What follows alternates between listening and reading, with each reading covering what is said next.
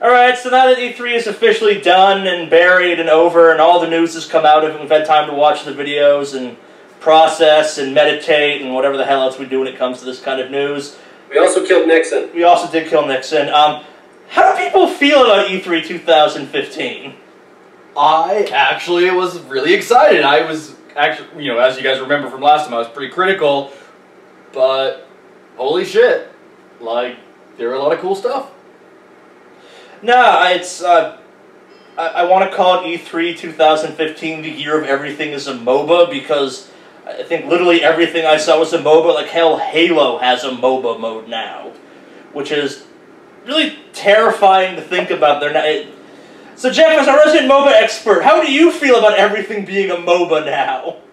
I think that it's going to be this tiny little penis war between, like, every single company. Like, there was this statistic released recently where they were like, Dota 2 brings in $8 million per month for Valve, but League of Legends pulls in $136 million. And I think a lot of people are going to chisel at its throne, and they're just not going to de-seed it, and it's just going to be a lot of companies throwing a lot of money at nothing. Okay, so I guess the back of the thing I was saying, like, we now have Halo with a MOBA-esque mode. They're creeps. They're definitely creeps. There's bosses you go out and farm for building towards victory goals, and you can win via either taking over enough bases or victory points. Literally, it's victory points, I think is what it's called. It's called, like, Battle Zone or something, and it's Spartans versus Spartans with a bunch of random enemies thrown in. They've also maybe even gone on to imply a mode of it may have, like, AI-controlled guys on your side that go out, like, even more MOBA-esque. I played... That's unfortunate. Battleborn, I played Battle Cry, which was... Battle Cry's the melee-focused one, I think. It's from Bethesda. I confused Battle Cry and Battleborn way too much, but the melee-based one is cool, but it's also very MOBA-esque, where there are 5 classes to the game, 3 races that don't matter at all, and it's very specifically, you're the tanking character, you're the assassin character, you're this weird steampunk character, you're obviously the healer. It's class-based, but, like, it's simplified down to there being, like, 3 moves per character and a super, literally 3 moves and a super kind of thing. And you build a gauge towards all that stuff. Then you even have some shooters like Battle Cry is essentially a MOBA shooter, and Overwatch is, well, kind of Team Fortress-esque. Also a MOBA at the end of the day. Like, you then had Rise of the Guardians or something, or maybe just Guardians or something. The which Last was Guardian? No, we'll get to that in a second. Relics of Gods. Yeah. Here's the Storms release, but being free. More Smite stuff. Yeah, it's like it felt like almost everything there had some MOBA aspect going on. I saw a demo for a Wushu-based MOBA over in the Asian import section, and while I was curious about that, I was pretty sure MOBAs already had Kung Fu characters in it, so I was kind of extra surprised by them getting that specialized to it. Like, well, it was nuts. I think what they're trying to see now is, now that we've kind of seen the same sort of League of Legends MOBA copied very many times and only done successfully, like, once, people are more willing to experiment with, well, what else can we do with this? Can this be, you know, like you said, like a fighting melee style? Yeah. Can this be, you know, first person with Smite? You know, there's a lot, and, you know, it's good and bad. We'll see what happens with experimentation. If it's not too much flooding of the market. Well, and that's what I'm worried about, is that I literally saw more MOBAs than even Jeff could play in a year and be happy about it. Like, it was, every booth was, here's 10 games and a MOBA. I didn't know this company existed, kind of thing. Like, I stopped keeping track of the MOBAs. We got Tetris the MOBA. You think you're kidding, but I think I saw really like a straight line unit, but if you do the left angled unit, you're just a dick. And the 3-shaped one's really good at tanking. Yeah. Well, so I guess to go a little deeper on it. I guess a little deeper is the concept of... That's coming next. Yeah. Well, so I guess is the concept of taking MOBA elements and incorporating them in games like Halo actually a good thing? Like, can I chime in kind of an off note that's kind of an offshoot to this that ties into some of the other things? Sure. So, I think what's kind of going to happen with it is every franchise that has a full franchise with developed characters is now trying to do this kind of like Smash Brothers-ish thing. No, where you had like, it looked, I forget the name of the game, but it looked like Square Enix released some weird game where it's like a brother and a sister playing, and then it like ties in characters from like the Final Fantasy games and stuff. That's Final you had Fantasy the PlayStation World. beat 'em up that came out a couple years ago. Yeah. So Blizzard came out with their MOBA because they could tie in from every one of their universes. It's got friggin' StarCraft characters, Warcraft characters, Diablo characters. No, and you're So I think you're gonna start seeing like a Sony MOBA that's got friggin' like Ratchet and Clank in it, and like. so then that you had, already like, happened. Crisis, First which off, was all superheroes. that already happened. That was PlayStation All Stars, and you reminded me of this. Square Enix did basically the Super Smash knockoff that was Dissidia or something like that. It was like the top 3 characters. Distia. Yeah, you know what I'm talking about. I think it was PSP only, but yeah, you're right. We've been building towards these all-star game trends for a little while now, and it seems to finally have just erupted all over the place. It hit the traction moment. Well, that goes into kind of something that I'd like to talk about, which was, of course, sequel mania. Way too many sequels. That was my biggest complaint last time. So many sequels. Everything's a sequel to something Yeah. else. I only saw maybe 1 or 2 that would catch my attention. All the others just look like, oh, it's the 5th or 10th or whatever in this series, and it looks. Well, so what was the most egregious sequel in your mind? 'Cause I know it is for me. But Halo. I can't do another Halo sequel. Speaking of shows that won't die. I'm just like, For oh those my who don't know, god. before this, we were talking about animes that are on episode 600, like the Yeah. Halo series. I'm just like, or another one. What is it? They introduced Black Ops. Was it 4? Black Ops 3? 3. Yeah. So I Yeah. was like, oh god, they're having sequels to sequels. before we get too deep into it, what was your? And now they're having IP on early release that Sony's got the early release for Black Ops 3 for certain maps and shit. Yeah, we'll talk about that a little later. We're gonna get into Oh individual my stuff. god. I know Henry's gonna be We're all angriest dealing on with this this one. Kill the Tomb Raider franchise. Just kill the franchise, please. Just I put was it in the betting that ground. was yours. The Tomb Oh. Raider game where they're like, we spent so much time working on Lara Croft, and look how it updates the model of Lara Croft. Oh my god, she has multiple skins. What else is in the game? I'm kind of sad they got rid of the rape wolves and replaced it with a rape bear. That's my biggest complaint I Yep. saw. I can imagine if I was like a fly in the wall at like their creative development meetings where it's just like, so what should we do next? Well, we could do the same thing we did last season and have another Sonic the Hedgehog sequel. Tomb Raider, Halo.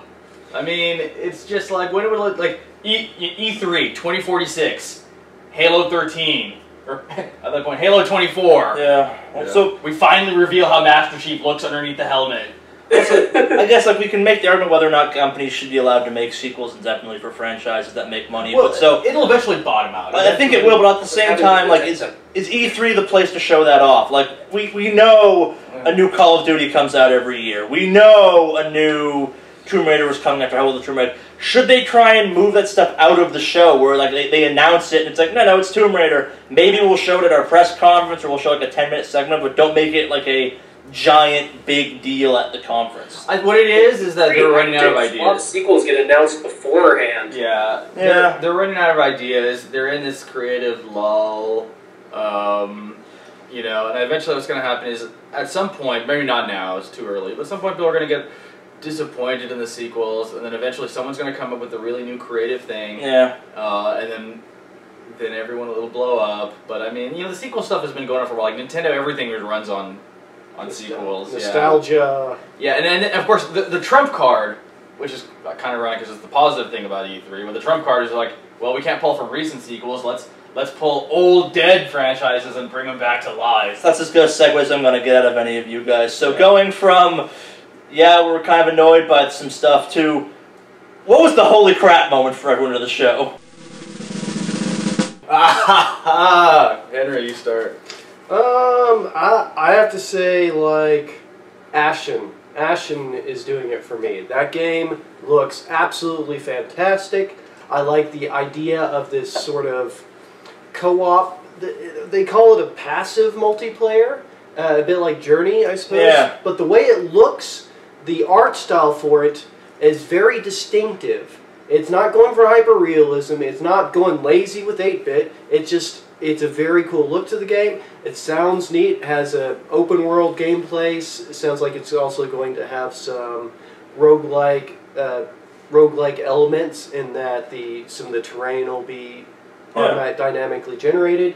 It sounds and looks like right up my alley. It's an action RPG. So the action-adventure RPG, that's right up my alley. And it looks new and fresh, too, which is the more important part. Like, it's, aside from looking really cool, it's like, that's not been totally done before yet. Neat. Yeah, no, I saw that one. He looked more into that one. Now that you've mentioned it more, I remember seeing it. I'm like, that's cool looking. Yeah. Other shiny things off in the distance. Jim? So, hypocritically, as much as I bitched about sequels, the two things that I just blew my mind that I totally didn't see coming out of left field was the Final Fantasy VII Remake, which, as, how old was I? I was like, let's see, 10, 11 years old when it came out, and I love that game. That got me into JRPGs. The storyline was great. The character development was great, except for Cloud, but and the ending was terrible. But they're making a remake. I'm hoping, unlike Advent Children, it is coherent and makes sense. And actually is a game. But I'm really excited. I'm really cool. It's interesting to see such what I felt was a really contemporary, and actually a really good satirical video game, social satirical video game actually modernized. And the second thing was something I never thought in a million years would come back. I thought this franchise was dead, was forgotten. It was dead and forgotten. And it died at the worst time with such a great story and gave Dreamcast such a good oomph until Yu Suzuki said it was dead. But He's talking about Banjo-Kazooie. I'm talking about Banjo-Kazooie. No. Shenmue 3. I heard that, I got just about shat my pants. I was like, holy shit, now that is something I haven't heard in 15 years. I never knew, the storyline was, it ended at such a cliffhanger, it was such a drawing game, the characters were really cool, had a cool, mysterious beat to it.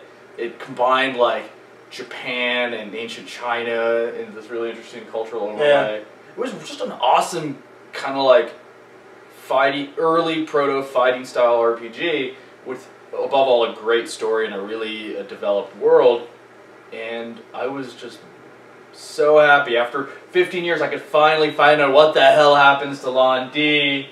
So that's actually the funny thing. So I do not really care about Shenmue. I'll probably play it when it comes out to do some HD bundle or something of it, but my excitement for Shenmue 3 was I know people really care about Shenmue, and I'm friends with someone who really cares about Shenmue, which means he's gonna really love this announcement. So an announcement that I knew was making other people actually happy was kind of cool to experience, because it was, I don't care about this, but I'm aware of how just amazingly big of a deal this is. It was huge. Well, the example I give is the crowdfunding. They were in just a matter of hours. Yeah, they broke, I think it was 18 hours and they raised $3 million.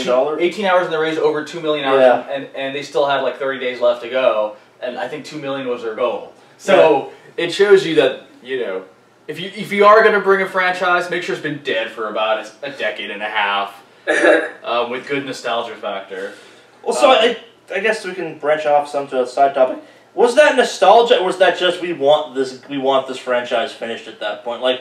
I don't consider Shenmue as having nostalgia, more of a people that had a view of, we'd like to see the franchise get the ending it deserves. That is what it is, because you talk to a vast majority of people, it's not really the gameplay that really drew people, and it was unique, but it was that's why I said earlier, proto. It was in its beginning stage. The thing that drew it was the storyline. The storyline was very deep, the voice acting was very good for its time, and the level of intrigue that they built up was so much that they just, and then when they cut it off, it was Yeah, I've always heard it likened to kind of a book trilogy that the author died halfway writing the second book. That's exactly what it is. It would be it would be as if you ended Harry Potter at the 6th book. Wait, for the 7th book? No, at the 6th book. There's 7 books. There's a 7th book? Yeah. Really? That's the joke. Jeff, what was your oh shit moment for me 3, now that I've made Jim look like an idiot? You made me look like an idiot. Sorry. Go on. So the thing that probably surprised me the most, that I didn't expect to like at all, because I wasn't sold on it, I'm still not fully sold on it, but just one shot of one scene of one thing, was for the Oculus Rift, because I'm still not fully sold on VR technology, but they had one shot of for those who don't know, a past life, I was a hockey goalie, and they had one first-person shot of being behind the goalie mask and stopping the puck. I heard about that. And that would 100%, like, justify the whole fucking system to me if it was even anything like getting to actually, like, be shot on, because actually getting someone to shoot on you is actually really difficult because they get bored of standing still and then they just start going haywire in real life. But that was the one thing that surprised me. I don't think it's going to have the expansion into other things as well. And I think they went about it the right way, that they're creating games for it as opposed to shoehorning it onto existing games.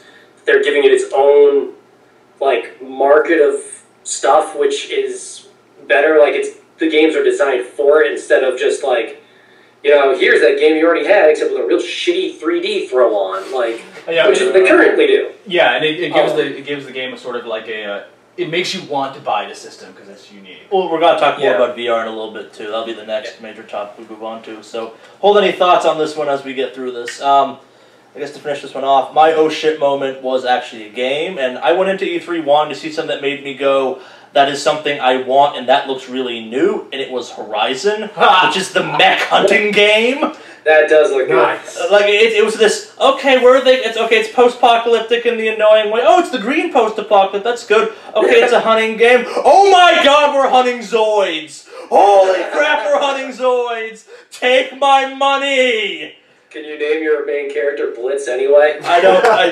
So that's the thing, well, we only saw one video. I got to sit into the behind closed doors video where they showed some other stuff of it, and that game has some real stuff going on. Like, the video they have out there is of one very specific way of playing it. That is only one of, like, 10 different ways I could think of to approach that scenario after they showed off more of it. They didn't mention if there's multiplayer or not. I didn't get a chance to ask about it. I'm really hoping there's, like, yeah, you beat the main story, then you get to make your own hunter and go online, Monster Hunter style, and just, like, wreck stuff with your friends, because it was really cool. It looked like it played really well, and it was the, after last year I wasn't excited about anything, it was like that. This pleases me. This combines many things I like tribal cultures and hunting and mechs.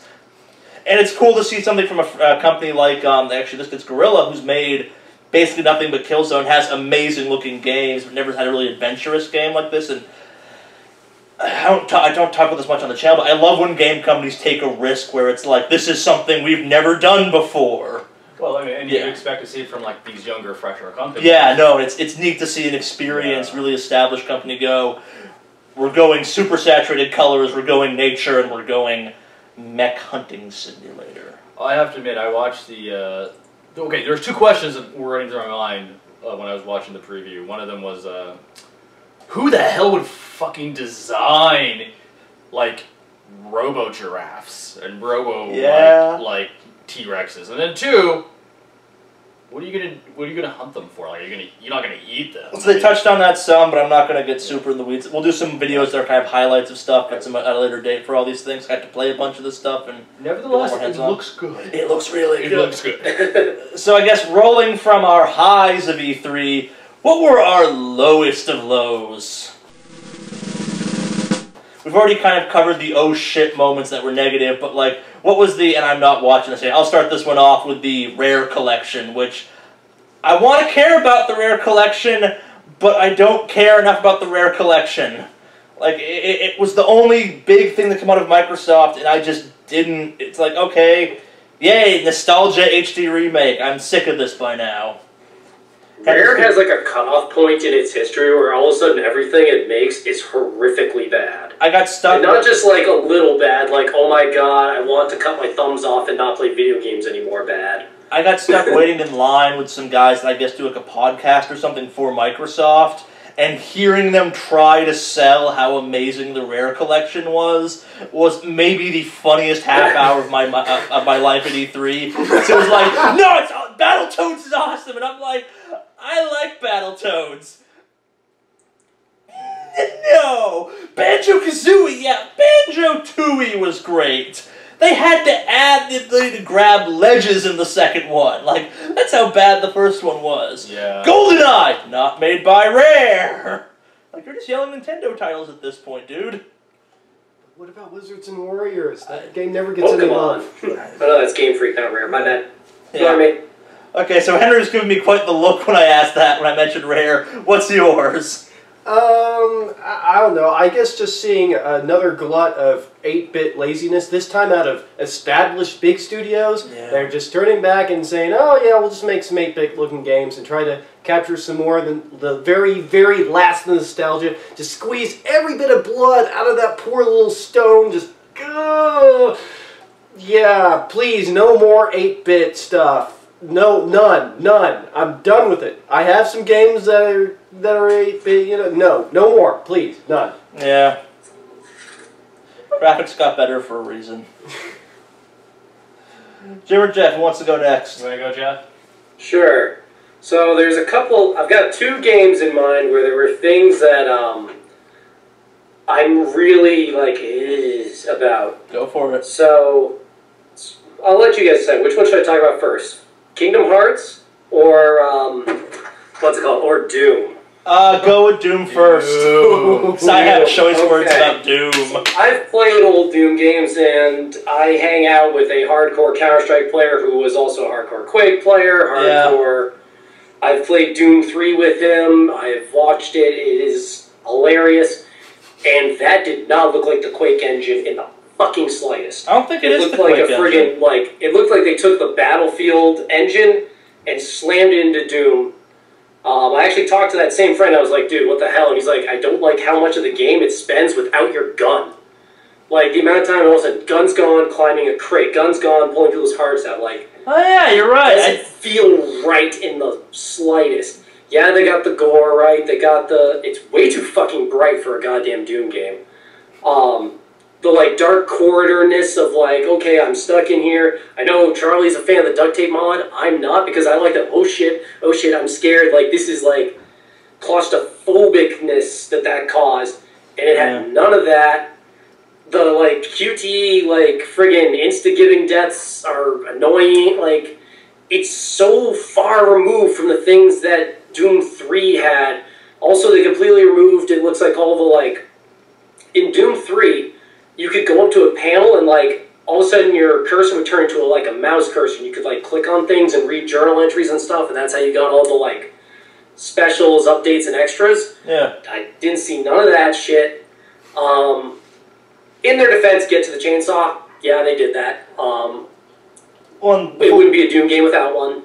Before we start ripping this game apart too much, that was the E3 demo. It's not really indicative of how that Doom game's going to play at all. But I guess so now the floodgates are open. I was watching that was Bethesda's press show that they were showing that off at with my girlfriend, and after it played, she looked at me and said, "That's not gory enough to be a game called Doom." And she does not play games, so when her opinion is, this game is not gory enough to have the name Doom and has no familiarity with the franchise of Doom, and I'm forced to look at her and go, "You're absolutely right, actually."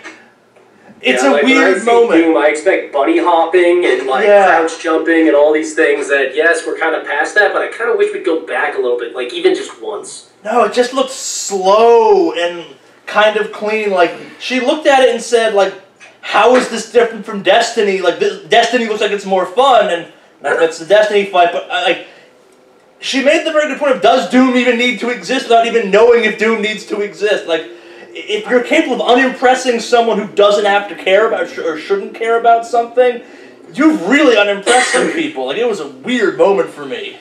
I think Doom suffered from moving to hyperrealism. Yeah. I think a lot of the monsters, which, honestly, they look like monsters that I would have drawn on the back of my notebook in 5th grade. Yeah. It's like skeleton with rocket launchers on its shoulders. Seriously, it doesn't look good in HD. It looks. I thought it looked really juvenile HD, and they can't find. Well, it's like you said. There's not that much gore really. They can't seem to find this line they want to go between sort of PG and this hyper-realism. I think that they would actually do better going to a very stylized sort of view. I kind of think more almost cartoony, or not NC-17. cell shaded. But, but make it can be scary and be stylized. It doesn't have to be hyper-realistic. Yeah. I mean, I like the idea, because, I mean, I grew up playing Doom 1, 2, and 3, and 3 was good. 3, I think, was extremely good.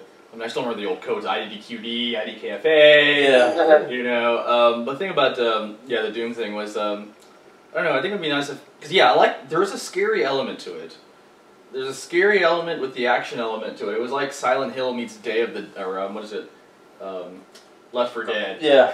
Left 4 Dead? Yeah, and I think if they kind of really did that combo, it would be a lot more exciting. But I didn't watch it, and the thing that got to me was like, kind of boring. Yeah, And no. if I'm bored watching a preview. It didn't feel like Doom. Yeah, that's kind of a kiss of death of a game. Yeah, it Either didn't feel like they Doom. just took the crappiest portions and then made a preview, which I've seen that. Trying to ride the coattails of the chainsaw alone. Yeah, yeah, but you know, I don't know. It didn't excite me, and I grew up playing that game like. Yeah, no, religiously. it just kind of, it's like, it's Doom. There should be a holy shit moment, but it kind of was like this little whimpery sound. It was the slide rule. John Romero's going to make you his bitch kind of like up in your face-ness of it. We will not discuss Daikatana ever on this channel! Alright. So, to go from Doom to Kingdom Hearts, let it rip, Jeff. I need to have some built Okay. Kingdom Hearts. So for this one, it's going to take a little bit of backstory to understand, which is there's a whole bunch of games in the series, and they've done a lot of handheld games on like the Nintendo DS, PSP, etc. So there was the first Kingdom Hearts, and then in between Kingdom Hearts 1 and Kingdom Hearts 2, there's a game called Birth by Sleep. Sure. Or no, Chain of Memories. And Chain of Memories is a game for the Nintendo DS that they ported to the PlayStation 2, and the port is a steaming pile of shit. It is fucking unplayable. The reason that I'm griping on this, though, is not because the game exists, but because in Kingdom Hearts 2, there was story prerequisite from that game, which was from on the Nintendo DS. So if I'm a PlayStation 2 owner and I bought Kingdom Hearts 1, I bought Kingdom Hearts 2, there's a big gap of stuff you don't know. Oh, you're At the mad end of the about day, the it's not web. that bad, and you can look it up, which is no big deal. Now, they've released two things. Kingdom Hearts 3, where they've continued to, like, confirm that for some reason they can't pronounce the letter Chi. They keep trying to, like, shoehorn in, like, there's a Greek letter Chi, it looks like an X, but it's pronounced Chi, and they keep trying to claim that it's pronounced Ki, but it's not. That's like taking, this is Omega, some call it Omega, we call it Unga. Like, it's just wrong. And they've made this crazy little handheld game that they've released along with it that's for your fucking phone. And they are just the type of crazy enough people to shoehorn in some crazy mechanic that it turns out that these little, like, it's got these little cats running around. And it seems like somehow the cats are able to, like, channel in the main character's abilities and they use that to fight. So somehow, like, the little cat people or whatever are, like, linked with Sora, and then, like, they'll pull in his energy or something, and then that'll be an attack. And I don't want to get to Kingdom Hearts 3 and find out that I had to know something about fucking cat people in an alternate fucking universe. No, I actually And read... that they somehow, tried to, like, make their fucking handheld game a prerequisite of information for the AAA title. No, That actually... is so annoying. Yeah, No, I read something at one point that apparently, canonically, meaning you have to play all of them for the story to make sense, Kingdom Hearts is the only... It has the most and very largest collection of consoles you have to weave through for the story to make sense. It's like, what, 2 DS games, a PSP game, a PS2 game, a PS3 game. Yeah, it's so many consoles that, like, the concept of actually managing having played all of them isn't just you bought the games, but at some point you bought a console just to play one of the games to make the story make sense. And, like, I think in one of the games it goes back and, like, retcons a bunch of stuff in one of the games or something like that. Like, it's nuts. Yeah, it's it kind of reminds me of the Dot Hack Sign series, where, Oh, like, you I have to love go, those games. like, not only do you have to, like, play the games to understand it, you have to watch the TV show, and, like, they don't do any exposition, so you're just like, WTF. As someone who fell down that hole and played all the games and watched all the shows and read all the manga, I must disagree a little bit, but yeah, it totally fucking sucked. Yeah, like, if you're like, oh crap, this makes no sense. Yeah. Yeah. I mean, just trying to digest another culture's media to begin with can be difficult, because obviously they're going to have different set of archetypes and symbolism. Yeah. But when you're having it, like, piecemeal across different platforms and Yeah. media, like, it's just... really frustrating. Is that it for the Kingdom Hearts tank? Is it just it's too many consoles at this point for you for Kingdom Hearts? It's just I don't want to have to find out, like, now you must channel with your little cat character. What the hell? No, my fucking Edward Elric and my cat's on the other side of the portal? What's going on here? Sure. I don't want, like, something like that. And but the rest of the game, like, Kingdom Hearts 3 looks fucking sick. I mean, I don't know how, like, it's going to be on the Frostbite 4 engine. I'm like, man, that's some overkill, but I'll take it. Yeah. So I guess transition from that, we should transition to VR, our first kind of major focus topic. I've historically been pretty hard on VR, and I actually got to use some of the VR stuff there, and while I'm not sold yet, my opinion has softened, and we can talk to my experiences after, but like, did you guys see anything come out of the show that you were really struck by? We touched on it briefly, the kind of that looked cool moments of it, like with the hockey and stuff like that. Or we can jump straight to me shit-talking the HoloLens and stuff like that. I guess we just jump straight. Okay. Yeah. Oh, Yeah, honestly, I was just going to say, like, nothing really jumped out at me. I mean, alright, so last time we had gone into a bit about what we could do other than just sticking you, having you just be you, first person, and you do whatever you do first person. Yeah. That's boring. That's the most boring thing you could ever do with a VR helmet. I want to see some things like we discussed in the previous video, like being able to look over, let's say, an RTS, and you actually have a view to look over the map, and you're going and picking up your men, and you're pushing them What David places. was mentioning, Yeah. That would be fantastic. Air controls. That's Gesture controls. let's say you, or a virtual mech. So you're inside of a mech, and you just reach out for your controls. The and make full it immersion move. as opposed to just the visual immersion. Yeah, because I mean, it's like, okay, yeah, it's just I got this, and I'm still moving my controller. Just other things that we can do that other than just you're you and you're doing something that's literally, that's not, it's just not interest to me. So I guess we can get to Charlie the old man who hates VR a little bit. So, did you guys see the HoloLens reveal as part of the Microsoft press conference? Parts Yes. of it. Okay. Minecraft thingy. Yeah, so if you took that press conference at face value, you were going, oh my god, HoloLens. And because I am a skeptical person, I immediately called bullshit and was forced to rail back my bullshit, call some, but not as much as I was expecting to. Let's start with the HoloLens. It's cool, it does what's advertised, but they're letting people read way too much into what it advertises. It's an augmented reality device, meaning it's just an overlay, and it has a super fucking specific field of view. And I mean, if you even shift your head a little bit or look a little bit out of the direction you're supposed to be looking, you lose the overlay almost immediately. Like, it's really locked into very specific locations, and I didn't get to go through it. I got to play with it a little bit in the Microsoft booth. I didn't get to do the full Halo experience for it, though. But it was a very sterile, controlled environment with, like, stuff popping up and some stuff overlaid. But again, if you shifted your head a little bit too much, the overlay out of existence immediately. It's kind of a combination of what you guys were saying. Like, I saw in the HoloLens, and I'm like, you guys are trying to, like, take a cat and try to tell me it's a tiger. Like, I mean, yeah, it's great. I put it on, and instead of, like, seeing the augmented reality on the TV, I now see it through the lens. What do you freaking do? No, so on the opposite end of the spectrum, I now have some faith in VR because, Sony might be onto something with this whole it's a peripheral, not a lifestyle approach. Like, they had some cool games, Riggs, their mech game, it was a mech game, it was neat, the headset was nice.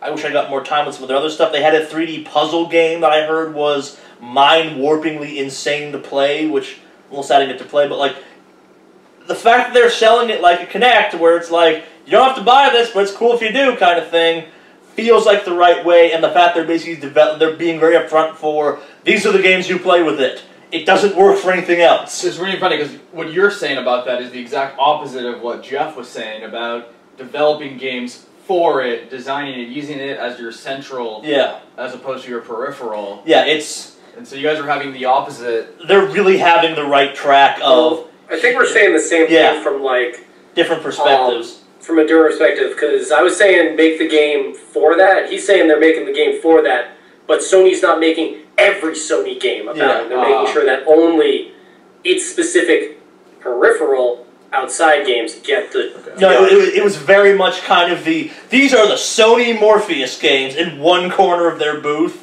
Like, above them on, like, an elevated platform, it's like, you can't even go there half the time because the line is stupid. Here are the rest of the Sony games. Look how many more of them. Buy a PS4, you get to play all this stuff. This won't let you play them. That will. Yeah.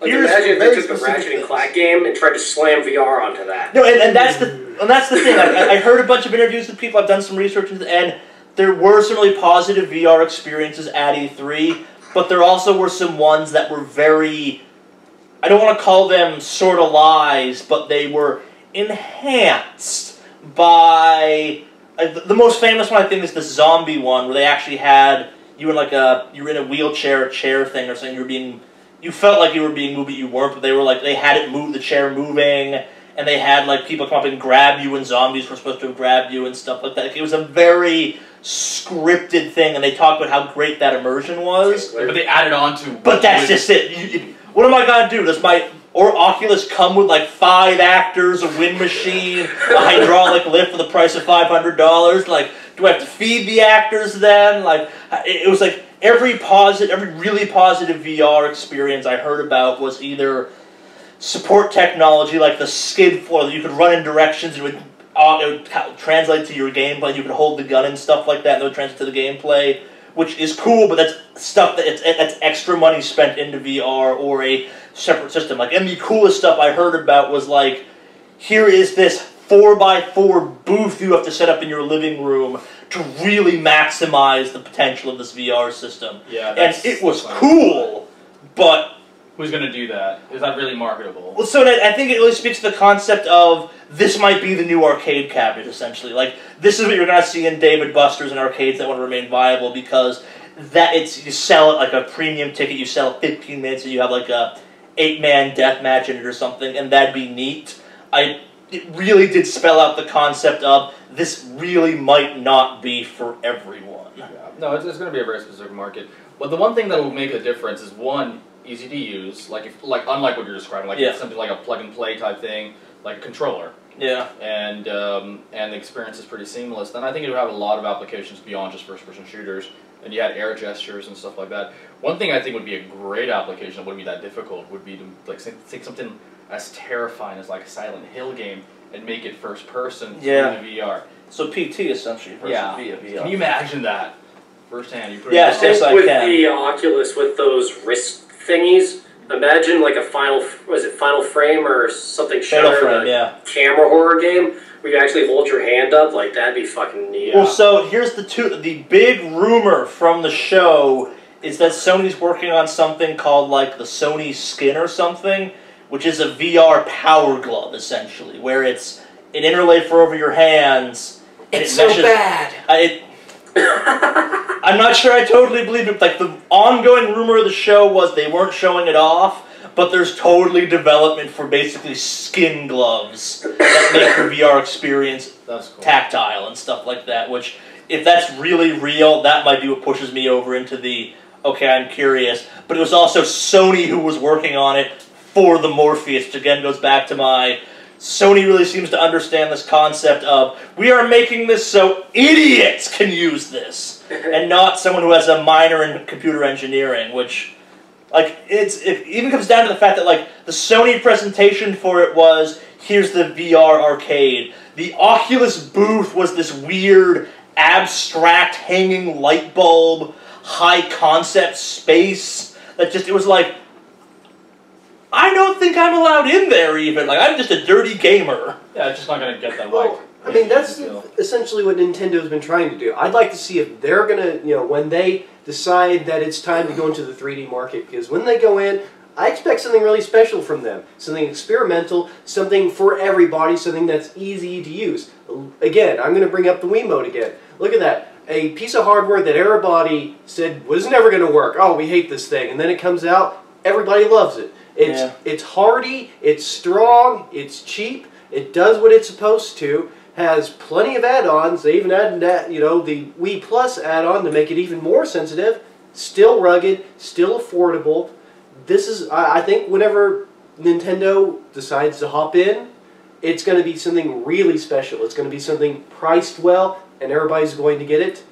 I think everybody's going to say it's terrible before it comes out. When it comes out, everybody's going to absolutely love it. Because Nintendo, one thing that they've done, especially now, is they test things really well, and they really try to see what the market wants. They've done a good job. You think of every major trend-setting things in video games, Except for Virtual Boy. Except for Virtual Boy, it's if you think of the joystick on a controller, they got that down, right? They got the Rumble Pack, they got that down. They got the Wiimote, they got that down. Portable console, they got that down a lot better than Sega did. Yeah. Well, so they've also had a lot of cock-ups. Like, they also had the Robo-Rob in addition to the Virtual Boy. They had, the first round of, the Wii Sports thing that was, a DDR pad with numbers 1 through 9. There's the Power Glove. Nintendo's made a lot of the Wii U. That's really kind of early life, and I wouldn't call the Wii U really a failure either. I mean, I wasn't calling it one. I am. I was calling the other things. but mostly, here recently, they haven't really put out anything I would call a bomb. Not since the Virtual Boy. I mean, the Wii U is still questionable, but it's still a relatively new system. We haven't even seen all it can do. Yeah, and you think of was the Game Boy Micro. There. That wasn't terrible. But then contrast it, for example, with so let's say, okay, fine, Nintendo has a few bombs, but you got to take the market for you got to be relative with it, because think about what Sony has done, what Microsoft has done. Sony has done terrible. The memory stick never caught on. The Vita never caught on. The PSP, exactly. The PSP didn't catch on. I love my Vita. UMDs. Both of their cameras for the PS2 and PS3, the PS3i, the iToy, and then the PS3i. They all just the Judgment Eye. Judgmental Eye. No, they had a game called the Judgment Eye, so it's a card game that brought the cards to life on the screen. It was called the Eye of Judgment. It was Eye of Judgment, not Judgment Eye. My bad. Yeah. So I guess I think Blu-ray is the only major Sony thing that really did take off. And the PS4. And the PS4. No, I take it back. Sony has had major things take off. I take it back, but they've also had a lot of big flops relative to the Nintendo market. I wasn't trying to rag on Nintendo. I was just saying that they're not without fault. Other than solely the Virtual Boy, they've had others. But and Sony has great things. But what Sony likes to do is they like to take something that's already well established by a pioneer market, like a pioneer developer like Nintendo, and then just harness it. Like the PlayStation Move. There you go. Well, so while we're talking about Nintendo. Who's buying a Wii U after this press conference? Show of hands. Did any of you guys even bother watching the Nintendo press conference stuff at all? I did, but it just seemed another Smash Brothers, another Zelda. Not even new Smash Brothers.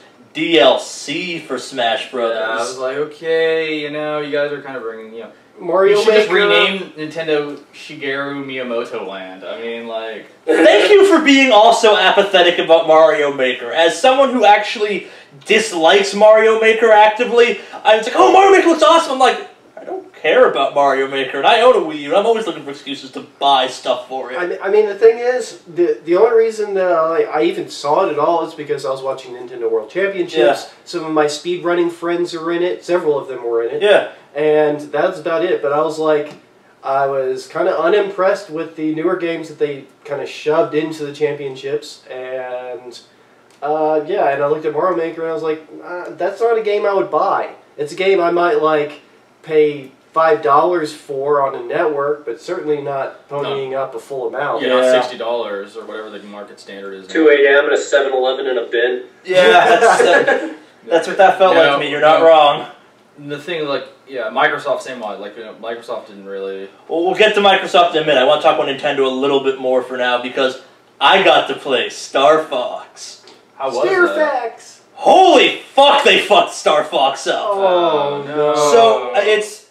Barrel roll into the ground. We talked in the pre-E3 stuff about does nostalgia... How long can Nintendo really back on nostalgia? And this was the year I am vindicated in saying, you cannot back on nostalgia anymore, Nintendo, because between basically them saying we're remaking Star Fox 64, but then adding a whole bunch of justifying the gamepad screen.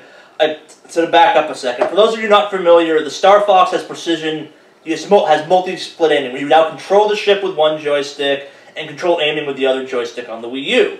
And on top of that, it's got a bunch of new modes that you can turn the ship into a little chicken walker thing, which, so far, all of this I'm kind of okay with. It looks, that part of it played well, it was a nice addition to Star Fox, like, okay, this is a natural progression for this to go.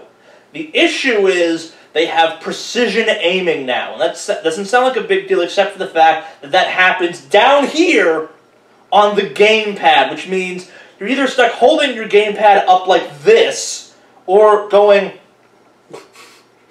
constantly, and I don't know about you, but I own a Wii U, and I spent a lot of time mad about how this is not a natural feeling, and a bunch of games are like, oh, we put the map down there for you.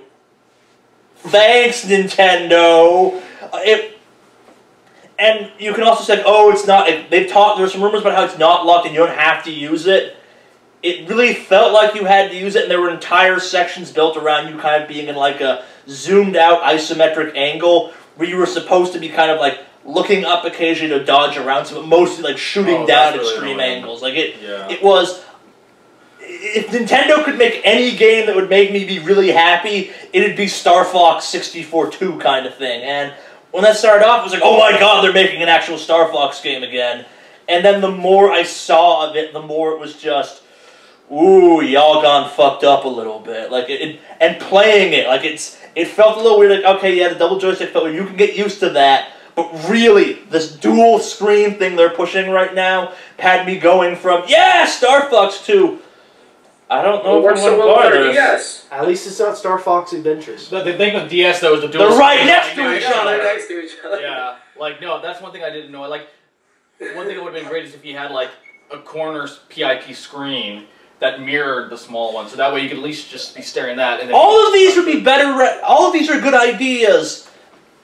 But we touched on this a little bit. We've not really fully talked about my opinions on the Wii as a actual gaming console versus a commercial success. But they are trying to push the gimmicks they built into this console, and the issue is this time around the gimmick is not working, and people don't like it. Like Splatoon had gyro controls built into the controller, and I hated them. You could turn it off and you were fine, and now it's this dual screen bullshit. Like the Wii Sports for the Wii U had, like, you held it up and, like, tracked balls that were hit with bats and stuff. It was a really kind of convoluted system that way, I guess. Like, it had cool stuff going on. It really assumed you owned the Wii. We're trying to make the Wii U seem useful.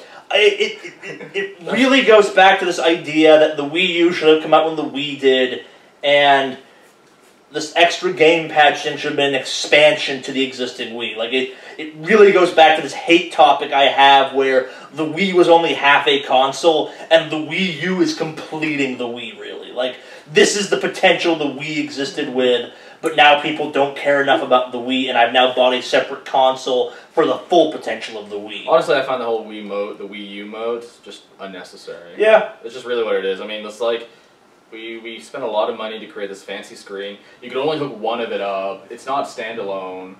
Yeah. And no, yeah, it just looks like, it's just... The fact that they had a hard time explaining to people it was a controller and not a new peripheral and not a new portable device is all you need to know about this topic.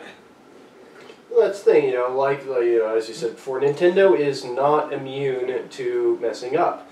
They love to experiment, and they do some really cool experiments, and usually their experiments are at least not very expensive to buy, other than buying a new system. Yeah. But, in this case, I think, the jury's still out on the Wii U unless we see some really good games that aren't just like rehash of Zelda and we're going to throw it on there and make you have to use it, then, yeah, it's not going to last. Also, before we beat the source to death, the Zelda franchise has been pretty radically different with each installment. Yeah. Which I don't know about for other people, but for me that's actually been kind of a turn-off. Well, in like a weird way. Like, I remember playing, I think it was like Twilight Princess, and I got to like all like the dog sections. I was like, okay, we've gone a little too far away from the adventure game that I was expecting. Well, the thing is, just real quick about the Zelda thing. Yeah. Every game has been different from the last. Every time the new ones come out, everybody has praised the old one and hated the new one. And then the new one comes out, they love the previous one and then hate the new one. I've seen this happen with every single Zelda, even starting with the very first Zelda 1. But that's Zelda 2. Zelda, though, so it's supposed to be People were like, different. about Zelda 1. Then Zelda 2 comes out, everybody hates it and loves the first one.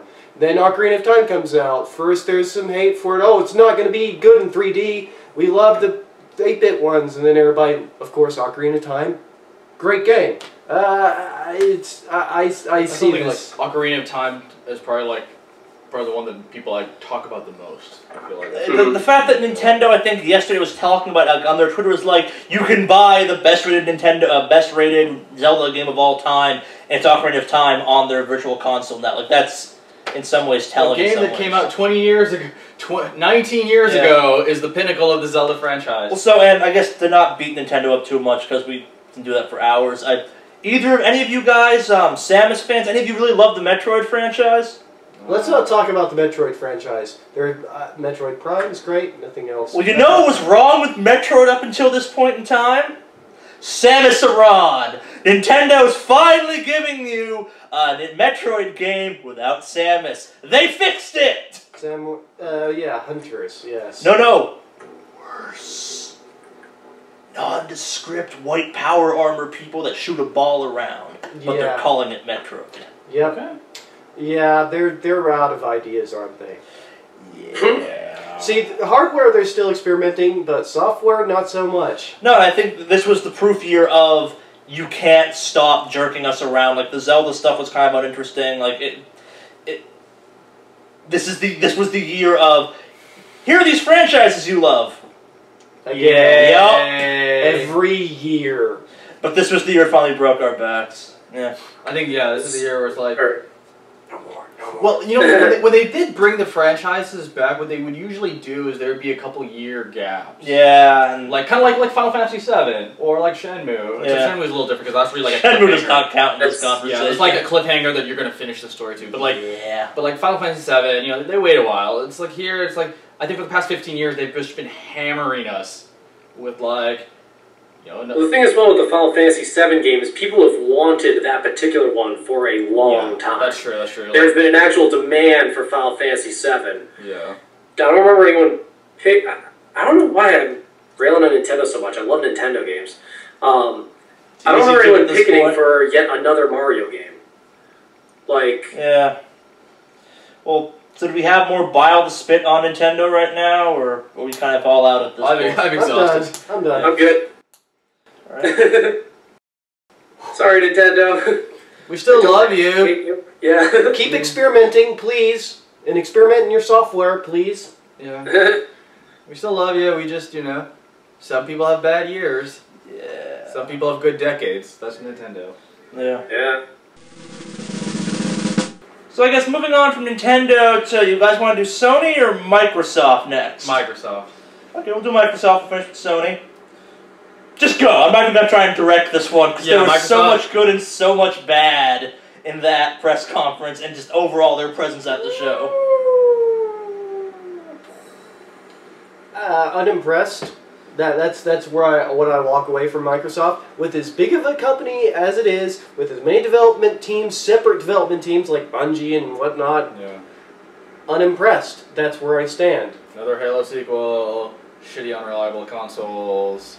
We basically take what PlayStation 4, what Sony does, and make it less reliable. Yeah, that's a little unfair, but I get where you're coming from. I guess my reaction to it all was that the biggest, like the most holy crap moments of their show for me were the backwards compatibility thing, which, as someone who owns an Xbox One, has had to deal with all their, like, yeah, we're doing this, and then some weird software updates.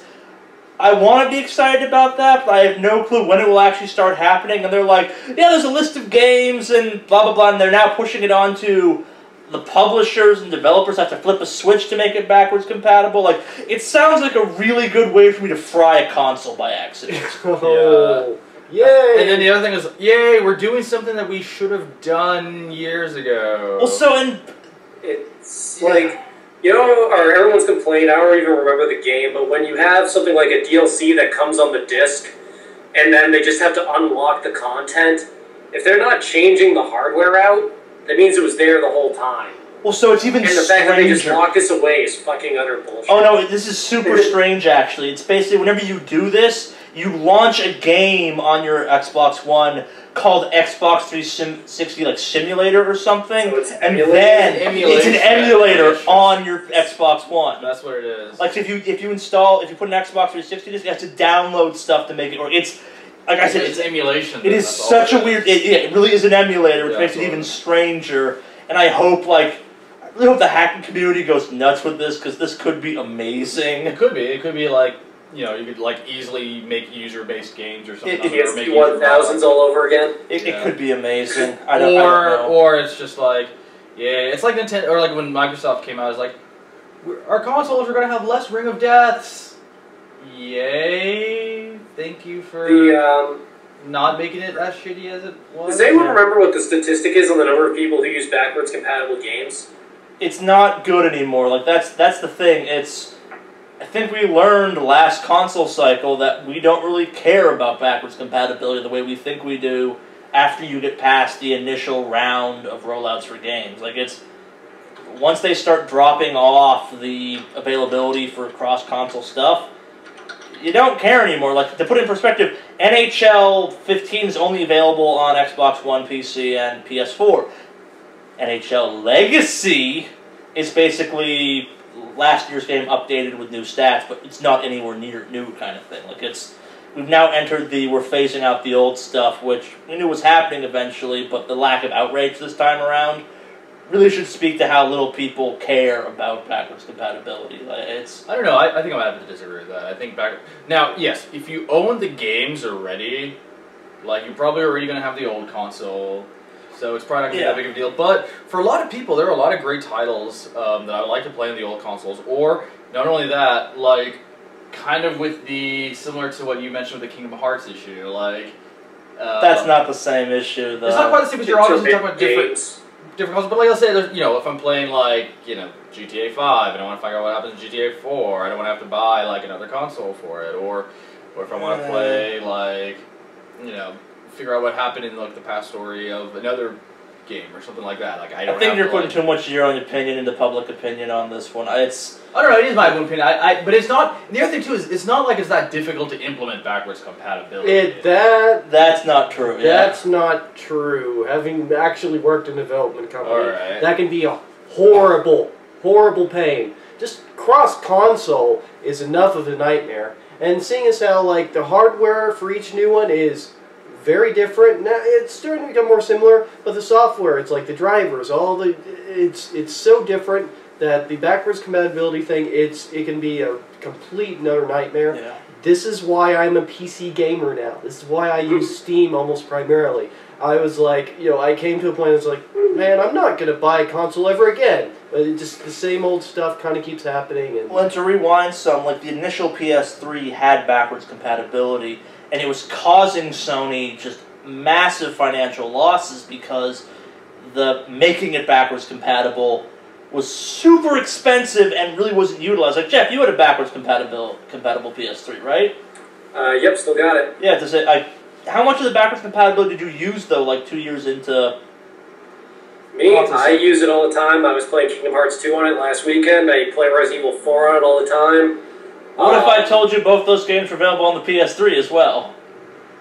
Well, I don't want to buy them twice. Yeah. If it is, it's just that Ding, ding, we're ding. starting to go down the remake path. If you want to bring up that argument, No, and that's the why my we pet peeve. HD remade every single game. Well, you could make it backwards compatible, or you could remake it, and they're probably just going to go, if we can charge it for the game twice, we will. But at the same time, if you own a PS2 and hadn't sold it, like, would you have just kept the PS2? Say that again? Like, I now keep all my consoles. I regret giving up my PS2 and, like, my Nintendo 64 and stuff like that. I think we've now shifted to you just keep last generation's consoles longer. Until they die. Yeah. I mean, a lot of them are kind of screwing the pooch.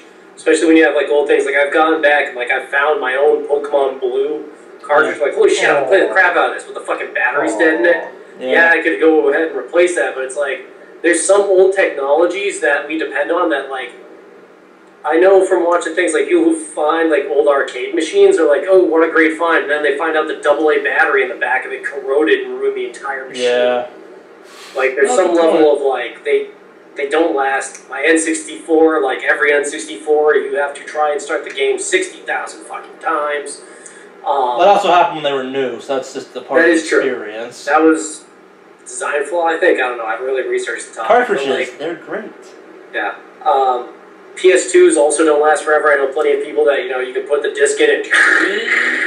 I'm told you can still buy PS2s new. Like, that's how weirdly omnipresent they are, even to this day. It's the greatest selling console of all time. Well, I've also got PlayStation 1 games I still look at every now and then. I've got, I think it's Gundam Battle Assault 2, which is an old friggin' 2D fighter, which was absolutely phenomenal, that I still pick up every now and again. Which I don't know if the PS3 can do that. So I guess, backwards compatibility. No, it's I didn't care to have Xbox 360 still. I guess, so here's my other question. Does backwards compatibility, if it does not work as well, matter? Because there's been a bunch of issues where the backwards compatibility part now makes the game worse. I guess it depends on how bad. I mean, that's what it is. Fair. Really, how bad. Yeah. I mean, it's like I could take a little glitches here and there, but if half the games are unplayable, yeah, obviously. But if 1% or 0.5% of the games are unplayable, that's not a bad margin at all. So well, I guess it totally depends. It also depends on what you can do about it. Like, the game that jumps out in my mind, I don't know if anyone's ever played the Resident Evil 4 computer release. Yeah. It's a PC release for the game, and it is literally unplayable. Because instead, what they did is they took the joystick control and just put it on the keyboard. So instead of having, thumbsticks and then other fingers, you have WASD and the, numpad, and you're supposed to play like this somehow. And it's really hilariously terrible. And unless you have, an Xbox controller, which, I don't know, I mean, I had trouble finding an old wired Xbox controller because the wired ones are starting to phase out. Yeah. Or you have, a USB to PlayStation or a USB controller. That was my solution. Or there was option 3, which I had to go out and get a hack for the fucking game to use a mouse. And then the mouse had such horrific mouse acceleration from the thumbstick that you would, go, boom, anytime you tried to snipe anything. It was so impossible to play. Yeah. Did I still play the game? Yes, because I got an Xbox controller. So it's also a matter of what can I do about it. I guess to fix it. Rein us back in some, because we've gotten way off the beaten path. And so, the Xbox One backwards compatibility is actually kind of an impressive feat. It's a little weird it's showing up this late in the game, but it is neat they're doing it at least, though. I think that's what we've decided. Yeah. Well, they're trying to win over the last of the previous generation owners. Yeah. Is what they're saying. Buy your new console. You can still play your old games. If you have a ring of death, you just buy the new one. Now, I guess and that's where it felt kind of scummy to me. It is. The announcement felt very much sell your old console. You can totally the old consoles. Yeah, no, that's. It sounds like Microsoft is just trying to fix our own problems and sell it as a great feature. It's very cynical. It's a very cynical move.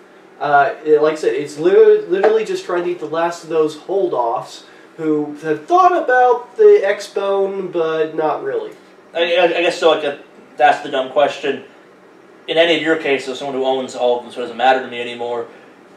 Would this be more? Are you now more likely to buy an Xbone over a PS4 if you were going to buy one or the other? Oh yeah, absolutely. I went from I mean, my level of wanting to buy an Xbox has gone has doubled. So it's gone from But would you still buy one over a PS4? Well, here's what I was gonna say. I was gonna say this is the rest of the punchline here. Is it's gone from a 0.5% chance of me buying it to a 1% chance of me buying it. So I guess that was my reaction too. It's neat, but I'm not sure it's enough of a wow factor to make a big difference. Can I make a comment about I just had a revelation about buying the new console, which seems to be the thing we're talking about here of trying to get you to want to buy the new console. Yeah. What's the nickname for the Xbox One? Xbone. What's the nickname for the PlayStation 4? PS4. You almost said PS4. That's how. I was gonna say Piss Parade. What's the nickname for the PS Vita? Vita? The No Games Portable. What's the nickname for the PlayStation 2? I haven't heard of these, but these are good. PS2. The PS2. We're so cynical and ragging on the consoles by their sheer existence. Maybe that says something. Yeah. Yes, do like me. Go to PC. PC! Oh, we're getting to your press conference eventually. So I guess like the other major one was they showed off a bunch of they showed off some kind of new indie game stuff, but like, did anything in the Microsoft press conference jump out and grab you? Like the Rare game, the new Pirate one did nothing for me. I think I watched it and I'm like, that looks boring as hell and I don't care. The Rare collection was, yay, Rare collection. It had better be $30, like they're advertising. Yeah. Or I may be confusing this with something else because I know it was the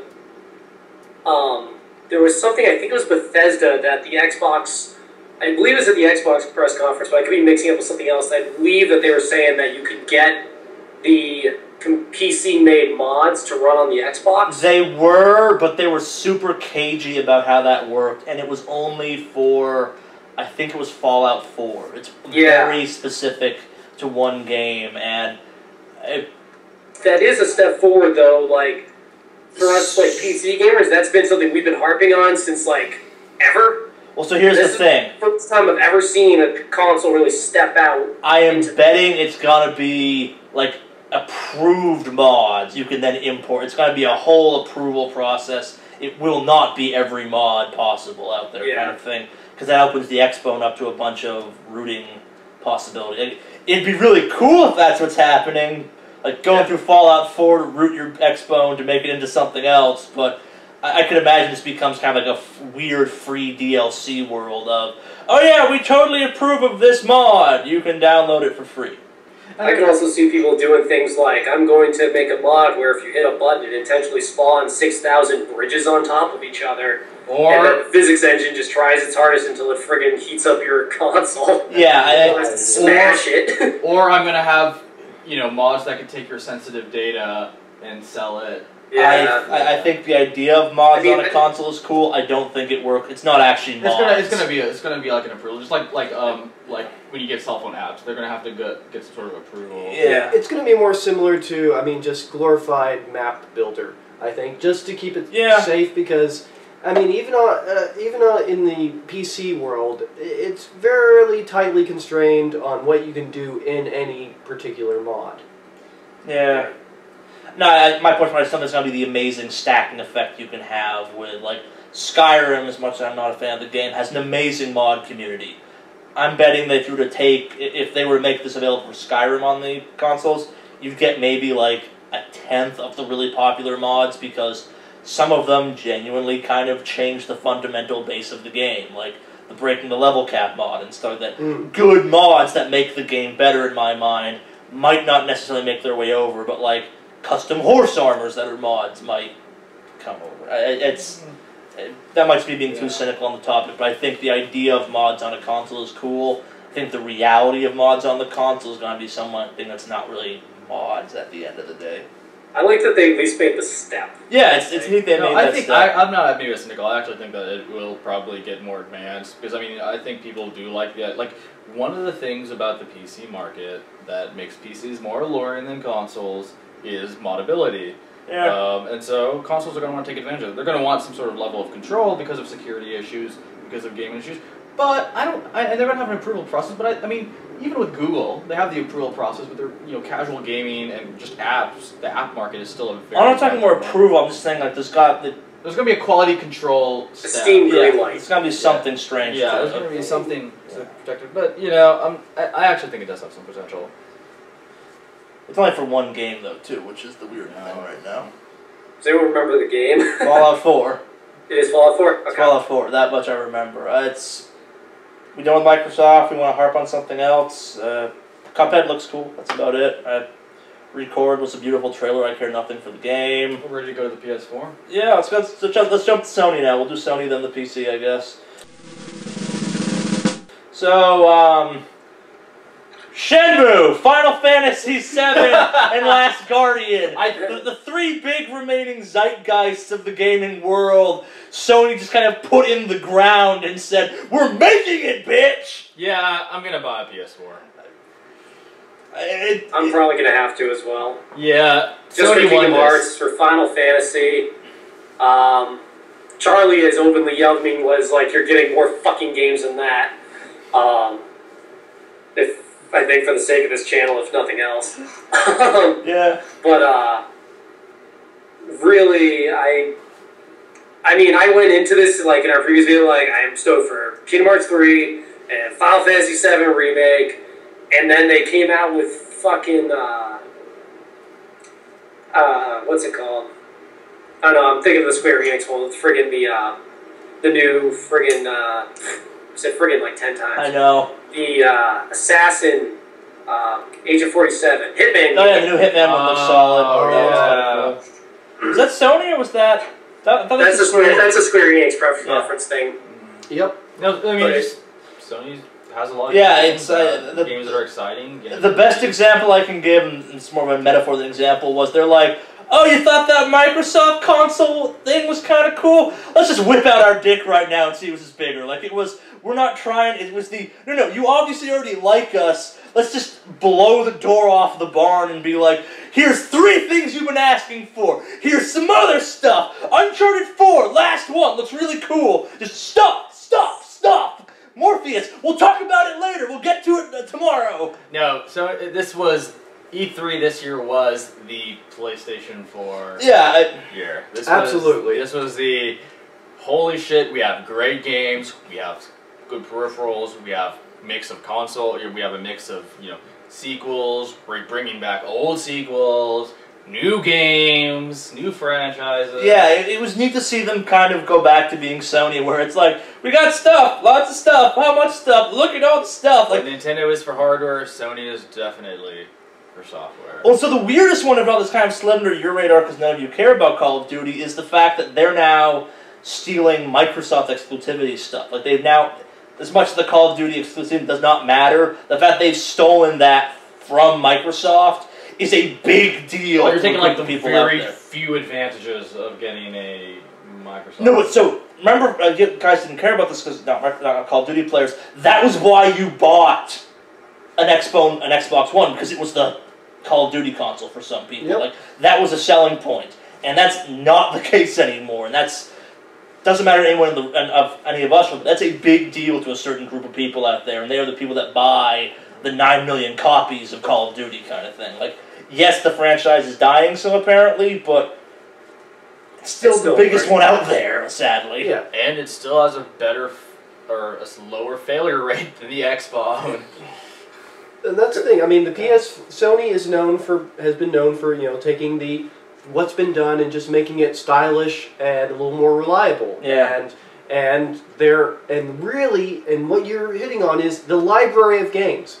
All of the Sony consoles so far have destroyed everybody with the sheer size of their library of games. And not just a bunch of, there's a lot of terrible titles, but a lot of really good, fun games. They get tons of games, way more than any other console. No, so that's actually the cool thing. It's something I've been worried about for a while. We've had the slow death of the $30 game, and if the Sony E3 booth is to be believed, they have a ton of, like, $30 quality indie games coming, which was really cool to see. Microsoft had some indie stuff, but not the same, like, choke a horse to death level of indie stuff. Yeah. Sony was Sony spilled out of E3 into this tent stuff they had across the street. Like, it was kind of, not creepy, but bizarre. Like, EA seems to like them more than they used to. Activision seems to like them more than they used to. Like, the booth that you could go and have simulated a flight in a X-Wing, like to be in the Battlefront video thing they were doing, was covered in Sony logos and stuff like that. Like, I don't know what they're doing, but they are now suddenly the big guy who everyone's trying to suck up to all of a sudden. And that was kind of interesting to see. Like, the Microsoft booth wasn't bad, but it just wasn't choke full of all these things. Like, it had a couple remakes, their new controller, while the Sony one was just wall to wall. It's like, here's the indie game booth, and here's the indie game booth, and here's the indie game booth, and here's the indie game booth, and here's the not indie game section, here's the other stuff, and up there is virtual reality, and that's the Destiny loft, and here's the One Line 3 experience section, and Microsoft was like, here's the HoloLens, here's some indie games. Rare collection. Here's the rare collection. The rare collection. Smite! Fable Legends! Who cares about Fable Legends? You can get a cloak if you win. No one? Yeah. Okay. Yep. And the other thing before we move on to, I guess, it's a good transition to the PC in some ways, was all the PS4 stuff was obviously running on PS4s. A ton of the Microsoft stuff was absolutely running on PCs. Like, the PS4 booth, big show of, here's the console. Like, there's like, I have some stories for that, we'll do that at the end, I'll have some stories of kind of little bullshit moments I noticed at the show, but like, they made a big deal of, here's the PS4 you're playing this off of. If something goes wrong, we will have to reboot that console. Here's the UI. If you press the PlayStation button, you wind up back in the PlayStation home screen. There are no games that's super locked up because we can do that, but all of this is running on PlayStation. Which was kind of cool to see. So, speaking of PCs running games, Yeah. PC at the show. PCs at the show. A lot of good games. I've noticed that they're starting to go back from the whole console exclusive games. There's still some games that are definitely console exclusive. So let's talk about the biggest piece of news in some ways. You guys had a press conference. There was a PC gaming press conference that maybe it was the worst press conference because dear God, it was boring to watch, but is that significant? Like, will there be another PC press conference, you think, next year? Like, is this... I don't know if it has, like, I'll openly admit, this was the one conference I forgot to watch, just because I was watching all the other ones to try and get caught for this. But I can't imagine that, like, the organization is there, because it's like, with Square Enix, it's like, okay, who's going to be at the Square Enix booth? Well, Square Enix games. Yeah. Who's going to be at the Sony booth? Well, Sony games. Who's going to be at the PC group? Well, thank you for leading me right into my point. Yeah. This was the showcase of, yeah, here's a bunch of console exclusives that are eventually showing up on PC, like No Man's Sky and, what's it called? That fighting game on the Xbox. I love that game. Gears of War? No, it's a fighting game. Oh, I feel like an idiot now. Iron Galaxy's made it. The new one. Doesn't matter, really, sadly. Look at the list right now. It'll come back to me. Killer Instinct? Killer Instinct, that's it. Yep. If I get it wrong, it's not because I'm not looking at the list, it's because I don't know games on Xbox. No, and I played a bunch of Killer Instinct when it came out and haven't touched it since because my joystick doesn't work on an Xbox, so that's beside the point. It was neat to see that kind of, if you are willing to wait 6 to 9 months to a year, a bunch of stuff is coming to PC. But the press conference itself made no sense. Like, it was very much the AMD NVIDIA feeling show where it's like, look at our stuff! Let's talk business and show off a few games. Like, it really kind of felt out of place to me. And, like, in their presence within the show, there was some stuff that was running on PCs, but there was always, like, Battlecry, the MOBA fighting thing I was talking about. It was running on PC, but they also had an Xbox controller right there for you to play on, too, which was... It's like, are you actually demoing anything here running exclusively on PC? A couple things, but no. And I think they missed out on that. I mean, it should pretty much be really, at this point, a Steam. Steam should have their own press conference. Yeah, Steam has enough support, has enough cool things just about Steam specifically, and even just Valve specifically. Talk about they could have a separate Greenlight thing. I think they missed out. They should have come on strong with a huge, huge Steam that it pretty much was non-existent. Yeah, I think they'd get ticketed if they had a conference that had nothing to do with any of their IP, though. Like, if they had a conference that didn't announce a single game, their fan base would flip out because but Steam is a platform. Yeah, Steam is officially a platform. Yeah, I'm going to say this absolutely. Yeah. Steam is its own platform. Yeah. There are games that pretty much only come out on Steam now that a lot of developers aren't even bothering to sell outside of Steam. So you can watch movies on Steam, like Kung Fury.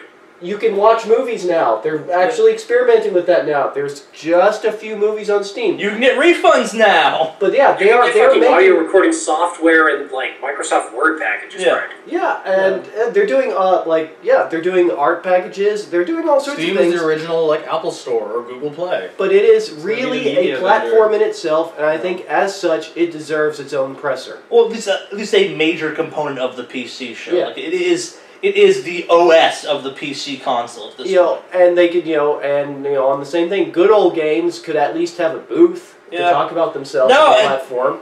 You're raising all the points I wanted to raise. Yeah, so they mentioned some Steambox stuff. We talked about kind of what's PC have to do. They did not excite me with their Steambox. They didn't come out with it strong. No, nothing of that came out strong. Like it was like, yeah, it's a PC. It's the alternative to console bullshit, which is the song and dance we always sing on this topic. But like, do you think there's a future for PC as a press conference and like there wasn't a giant PC booth, which I was kind of hoping there would be actually, where it's like, look at how much better PC is than console. Like, look at a Steam machine. Rub your face on a Steam machine. I wanted that to be there. Here's the thing with PCs, is like, it has a small gaming market, but it has a very consistent, relative to console, but it has a very consistent gaming market. Very consistent. I mean, that's the thing. Because you don't have to worry about, well, people are just going to keep buying games because they aren't worried about having to buy a brand new console every few years. Or, you know, 4 different consoles each year. And it's easy to develop compared to consoles. Very easy to develop for. And so, I think, like I said, instead of thinking of just PCs, we should be thinking of the delivery platforms having their own pressers. Like I said, Steam should absolutely have its own. Because it has enough stuff going on with it. They should have a strong press conference just for that alone. PC, there's too many hardware developers for PCs, you know, for every single component of PC, for them to have a really strong PC thing. So, Steam, good old games, get on your game and put out a press conference. And at least highlight some of the big successes. Like, as much as I like to make fun of the Greenlight system, some really solid stuff comes out of it. Like, really make a good show of pimping some of those big deals. Like, they've had some really impressive stuff come out of it in the past. Yeah. You were touching on something. I'd like to see like more. An NVIDIA card just running a physics simulation or something. I'd be okay with that even. Visual demo. Yeah, it didn't feel enough PC. Like, and it wasn't the here's the band. It was kind of a like here's some graphic stuff, here's some financial bullshit, and I now must ask the most important question that we have about PC gaming. Was the fact that Half-Life 3 not announced at E3 the indicator we're not getting Half-Life 3 this year? No, we're not getting it. Yeah. I think Valve, they're holding their guns. They're waiting to see about what's coming across all the consoles because, you know, they're not going to just make it for just PC. It's not going to be PC exclusive. Yeah. Absolutely not. It's going to be across the consoles, but right now still kind of figuring out how we can do this. And I give them credit for that. I mean, I have to say, having worked on games that were for, like, for instance, 360 and PS3 at the same time, that's nightmare. That is a nightmare to try to work. Well, they hire whole companies to do the migration from one to the other. There is a Half-Life 2 PlayStation 2 port if you look hard enough for it. It's a 360 one too, I think. Oh yeah, there's an orange box for 360. Yeah, that's it. The orange box came out for the 360 and the PS3, I think, or something. But yeah, we digress. So I guess we seem to be a tad disappointed in the PC showing at E3. Like, it's nice it was there, but we want it to come back. We want it to come back harder, faster, stronger, and bigger. It's a big step. I feel like it's not focused enough on, like, I think Charlie's right about it. It should be, if there's going to be a PC conference, it should be on the things that separate PC from everybody else. But it runs into a couple of things. One, there are companies I'm seeing in this list, like Blizzard, that Blizzard has its own fucking convention. Yes. Like, that you could have an entire press conference just for Blizzard. They got the new StarCraft 3, the Protoss expansion, I think is out in beta at the moment. But also, BlizzCon is a fan convention. You could have E3 be the trailer for BlizzCon. Yeah. And the other thing I was going to say that makes it very difficult for the PC is the PC market has been burned so many times by shit ports of video games. Yeah. Like, if you go back and look at, like, I think GTA 4, when they brought it to the PC, it was, you couldn't play it at max settings and stuff, like, and there's so many times that companies go, look, we built this from the ground up. We didn't just port it, we remade it for you this time. And they're lying. And for instance, Killer is Dead doesn't even work. They're trying to convince the PC market again and again that that's not happening again. Oh no, Grand Theft Auto 4 was the nail in my I don't want to play games on the PC anymore coffin. Like that was the final straw that broke my back. That's why Rockstar decided we're really not interested in porting games. Yeah. And that's why they said, like, The Red Dead series never coming to PC, Yeah. unfortunately. But they did port GTA 5. Yes, they did. A Finally. year and a half later, I think what they did after they made an HD collection for the consoles, they want to just make sure that the port worked really well. And I haven't got a chance to play the GTA 5, but I've heard from other people that they're actually quite good. It's good, but also it came It's good. out not just a year later, but basically like almost a Almost year, 2 half years. year after the Yeah. HD collection. They just Yeah. started taking more time with it. They learned from the GTA. No, it was supposed to come out when the HD releases came out again, I mean- the updates, but I mean, for instance, like they've come out with like the Final Fantasy 13 and Final Fantasy 13-2 for the PCs, but they both run at like 30 frames a second. They don't run Yeah. at 60. There's just multiple things with it, with frame rate problems with both of them. yeah, Killer is Dead doesn't even work. Period. It just crashes, and they have not. yeah. been Not fixed to out get too for deep it. in, the Arkham Knight that just came out was a Oh yeah. giant flaming wreck on PC. Oh wow! Yes. Yeah. We'll talk about that at some later date, though, probably. So, any final thoughts on PC? We'd like to see them again, obviously, but we need them to... Needs to be Step strongly it up. themed. Needs to be strongly themed one way or another. Like I said, it needs to be Steam, Valve pulling out a Steam thing, good old games having a table. They need something to bring it together. And I think AMD and looking at NVIDIA have a platform contest. versus PC, I mean these specific game delivery platforms is a better idea. So we kind of already mentioned this a little bit. Of the 4 major consoles, who won E3? I think it's... PS4. Yeah, it's PS4. It's Sony. Sony. Sony wins. Sony wins.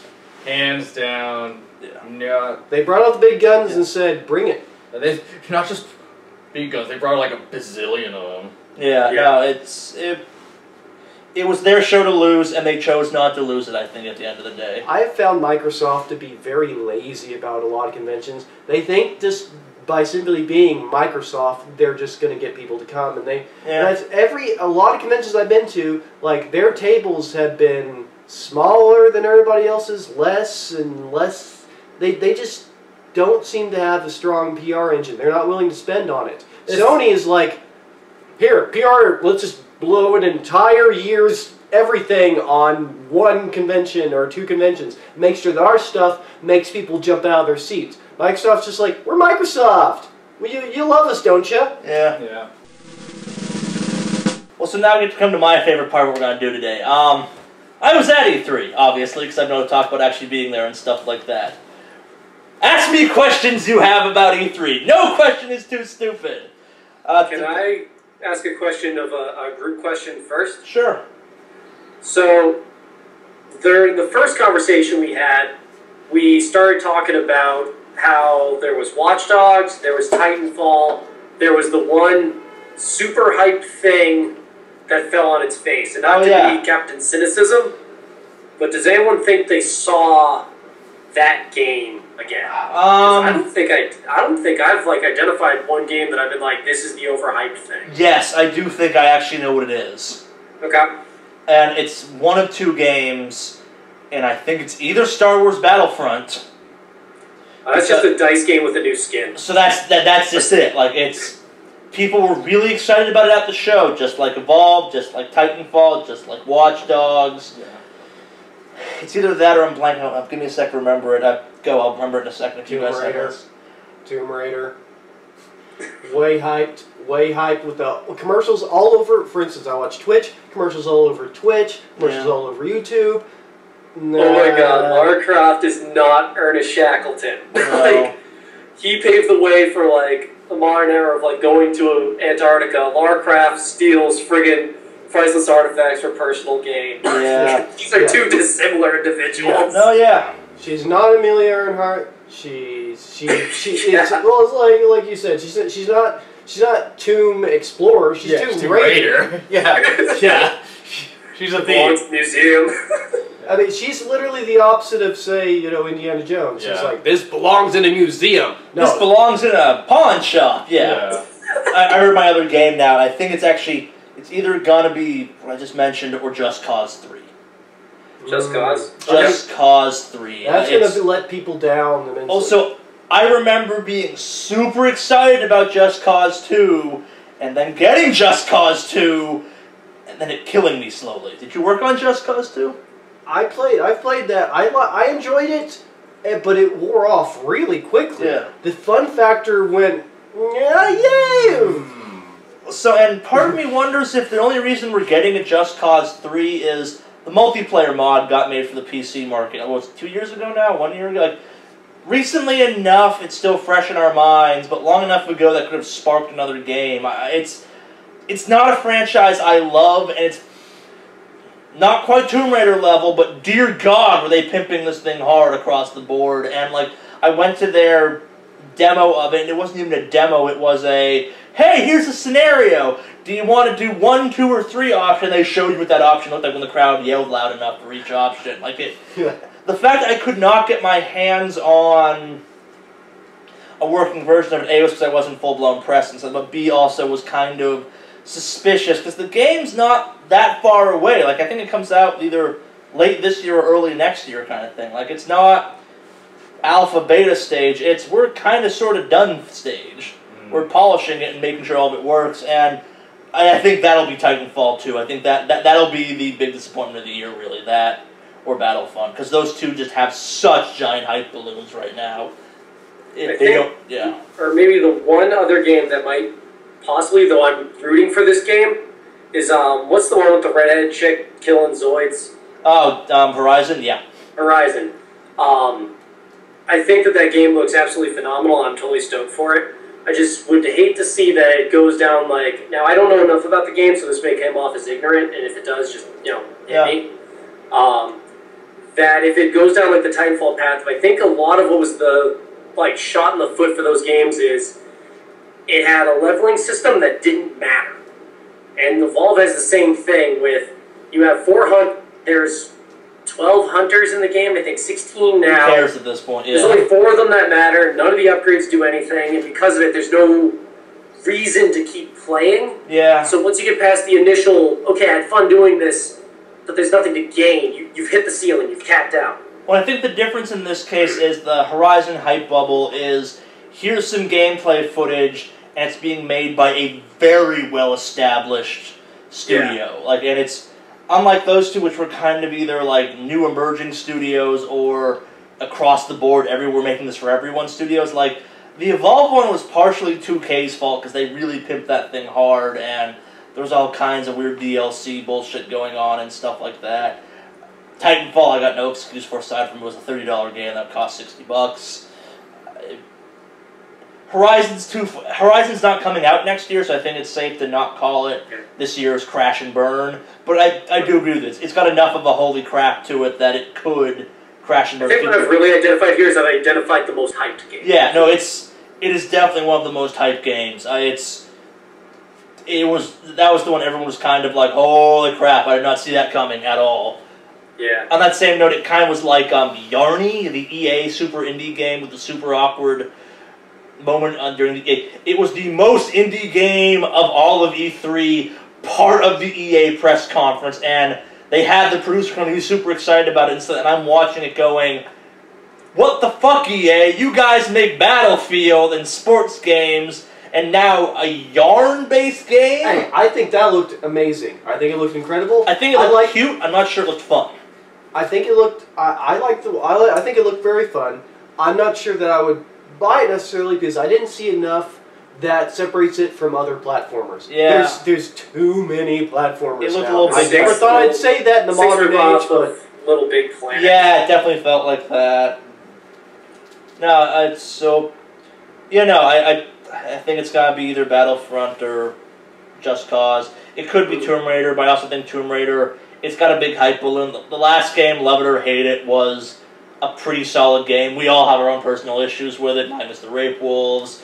The rest of y'all's are varied from I don't want more Tomb Raider to what the hell was up with Tomb Raider to the murder porn angle that game was also. There was so much murder porn in that game. Yeah.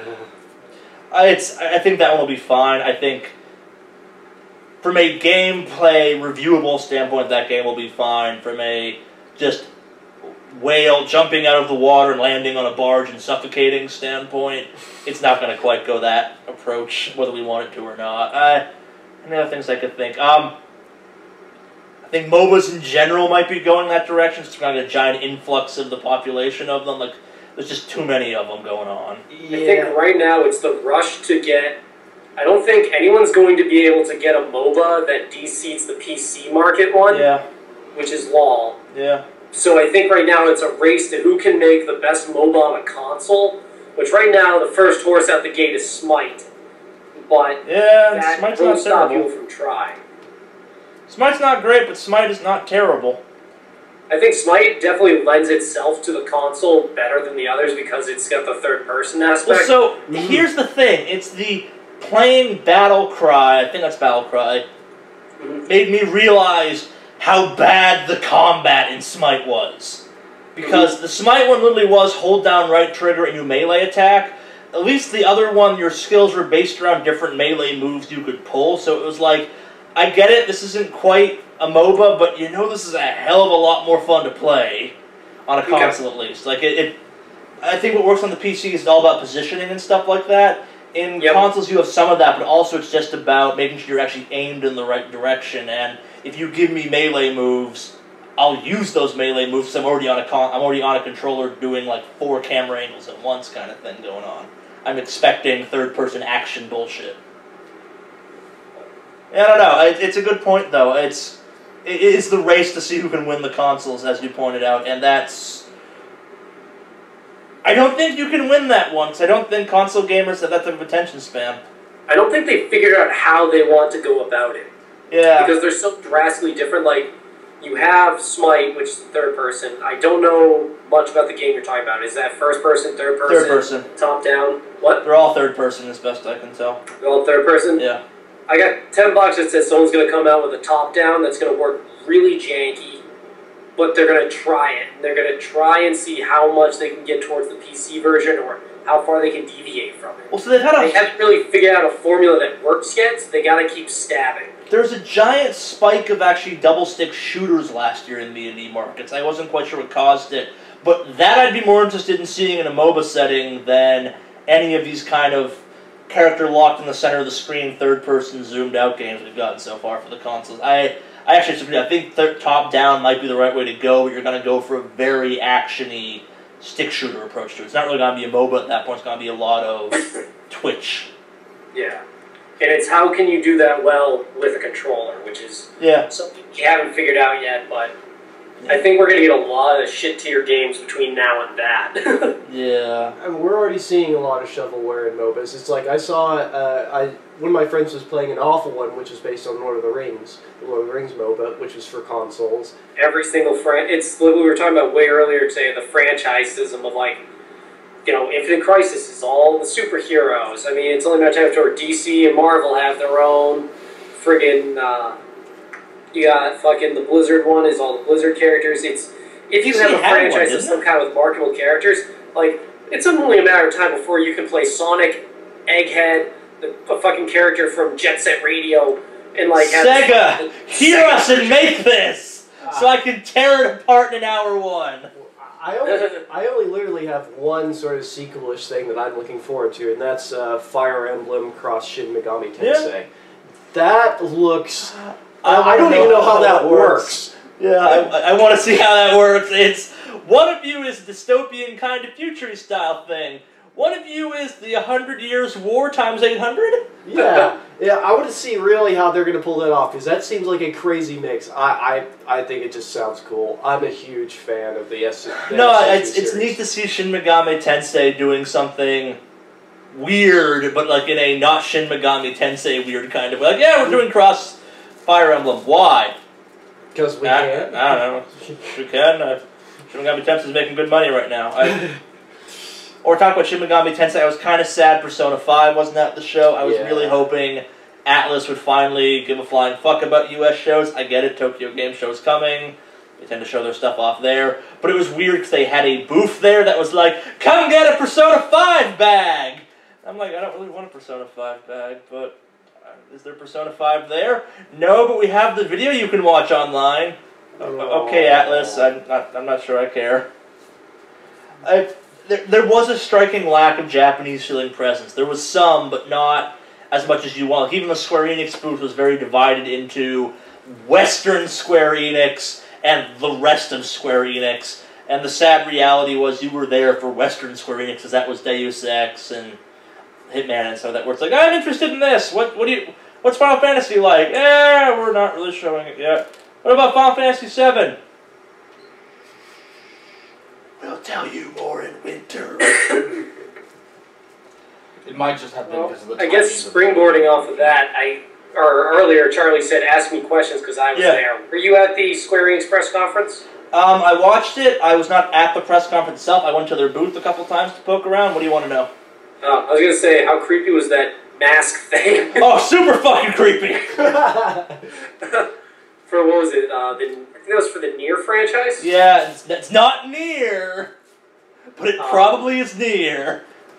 It's not a franchise I know very well, but I think that actually kind of highlights what you're talking about with Square Enix. I think they are actually like a very bifurcated company because they are, like, JRPGs are a market, and I can't think of any other companies that are really big swingers in that market that I'm aware of. That's mostly my personal ignorance because I don't play those games. To explain the confusion, a guy walked on stage with the moon from Majora's Mask. Yeah. That in silver on his head, and proceeded to talk about an actual video game the entire time while wearing this in like a smoking jacket, like a robe or something. Like, this could not have been more what the hell is Square Enix doing if they tried. Like, and apparently, because there's some research done on this, the guy's just like that. He does not like having a public persona as a game developer, so like any press conference he's done, any interview, he's all like masked up and shit like that. Like, he has a collection of masks he goes out in public with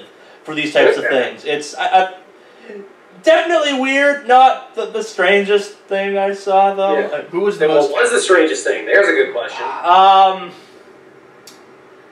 The strangest thing that made me happy was the EDF booth.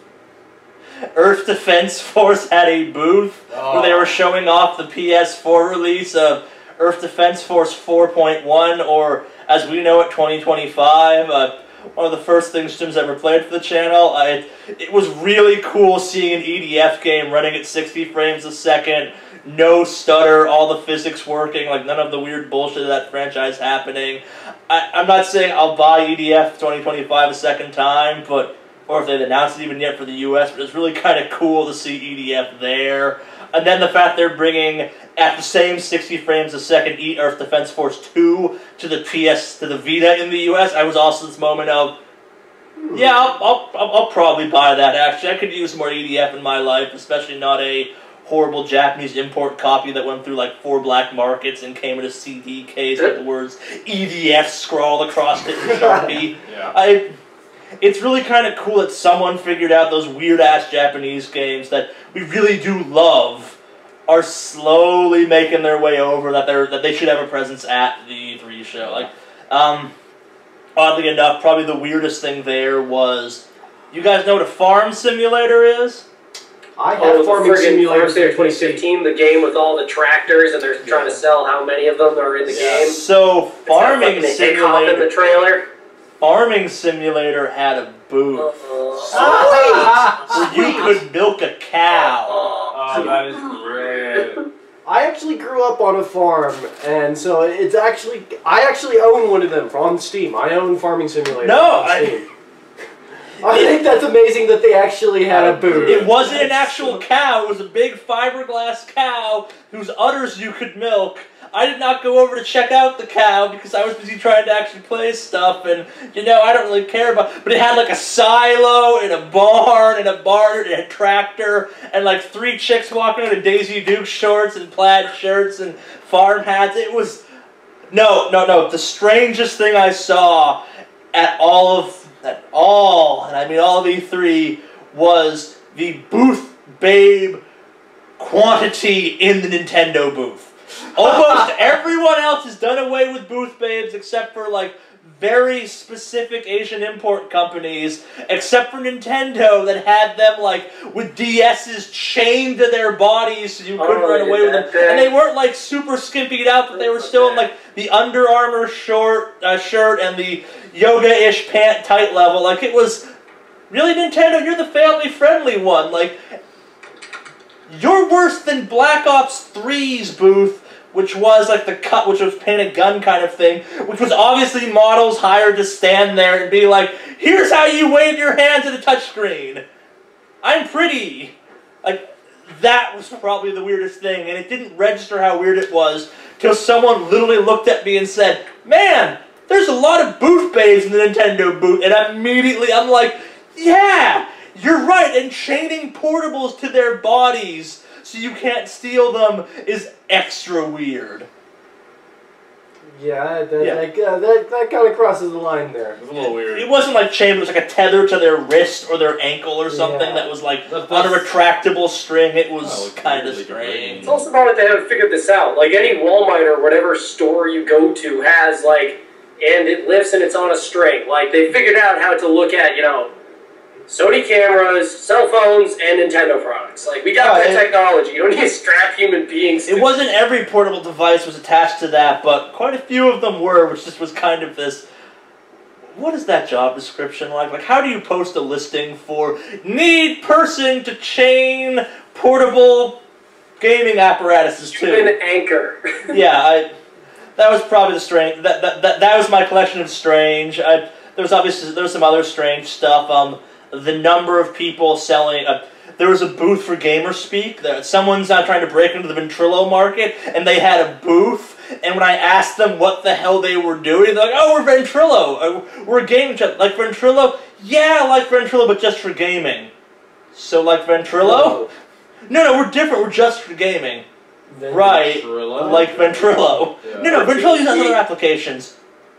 Anyone else remember Xfire? That's what it felt like. Yeah. Yeah, it was the... This isn't a big market for you to try and win right now. Like, no, we're different. Well, how are they going to make money at it? I don't know. TeamSpeak is free. I mean, Vent, I think you buy... Do you purchase servers in that stuff? I don't know. I don't know. I haven't used it because I just use friggin' Skype usually. Because most of like TeamSpeak and stuff, although they have a smaller client, they're better optimized for gaming and shit. They're bad. Their audio quality goes down because of it.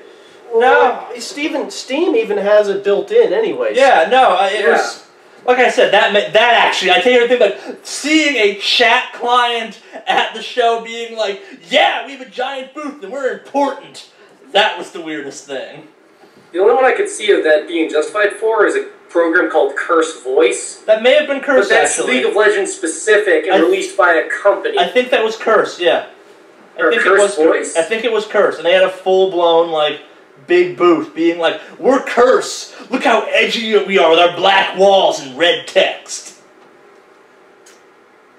Alright, is it like a flame logo? Yeah, it was a flame logo, I think. Okay, yeah, that is Curse, but they're like a gaming... I don't think they're a game, like, developer. They're like not!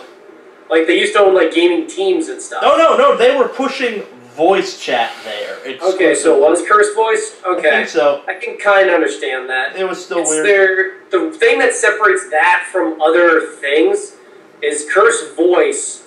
You can basically send people a link, and it joins you into, like, a little, like, 4-person server. Oh, so it's the go-to-meeting of League of Legends, there's no VoIP. And that's the replacement for it. Yeah. In League of Legends, it's sometimes a good thing because I don't want to hear every horrible thing every player has to say about me every day. I pretty much have to put everybody on mute in League of Legends. Yeah. I'm not even kidding. Yeah. Only my own team gets to speak to me, and I'm the only one who speaks to the rest of my team. We're just mute the other team. It's just going to happen. Yeah. Next question. Yeah, okay, I have one. What would you say is the most elaborate setup? As far as cool looking, props, whatever. I have 2 answers to that. Alright. The obvious answer is the Bethesda booth that had a robotic, the robot thing from the games. The not Mr. Fix-It, the 3-armed robot that floats around that gives you haircuts and shit like that. Oh, yeah. It was that. It was out like the funny jokes. And it was out in front of the booth, and it was telling jokes. Nice. Bad, horrible, shitty jokes. That is hysterical. I stood there for like there was a recording that it was cool to see. And then they had like a vault door, and then inside the Bethesda booth they had like the Dishonored suit jacket and sword and mask, and then because Bethesda also was in Doom, they had a big full-scale BFG. And they had the Pip-Boy from the Pip-Boy edition of Fallout there, so you could see it. They had a demo of their mobile game there. That was probably one of that. It's either that one that kind of they went all out on that stuff. They even had like a game stage, like an arena stage that you'd have for like maybe an esport kind of thing to showcase Battlecry. Like they were kind of the most all out on that one. The other one was Oculus that I mentioned earlier because it was this weird like lounge with glass and exposed metal and like it was a box that was soundproof to the rest of the floor, and B it had just like light bulbs hanging all over the place, and like it was. Too cool for you. Yeah, no, it was mostly, I kept walking by guard for you. Yeah, it was like, do you know where you are? Like, that was what struck out the most as, do you know where you are in some ways. It almost felt like if you were trying to make a Seattle coffee company, that's what the booth was. It was supposed to be some super hip, trendy place you go for, like, coffee and a bacon maple scone, but no, it was the Oculus booth. That's really a good description. My question is, in the gaming world, who was the most famous person you crossed paths with? Kanye West cut me in line. That son of a bitch cut me in line. Of course he cut you in line. How does that not surprise me at all? I feel like he'd cut you in line anywhere you go. You're just like, oh, I'm gonna, get this chocolate chip cookie from Starbucks. Oh, he just cuts you in line and grabs the last chocolate chip cookie. That's what kind of it felt like. It's like, you've been waiting for half an hour, but I'm Kanye West, and I really want to play Mad Max, whatever he was to cut me in line for. But, like, it was one of these things where like, they came down, and they're like, just as a heads up, we're putting a celebrity guest in before some of you people. Who is it? It's Kanye West. Oh. And you had me being like, can I fight Kanye West now or something? Like, it was like, why is Kanye West here? Like, there was rumors throughout the floor Kanye West is at E3, and I'm like, so why is Kanye West at E3? And it's like, well, he's here to see games. You know what would be a great game?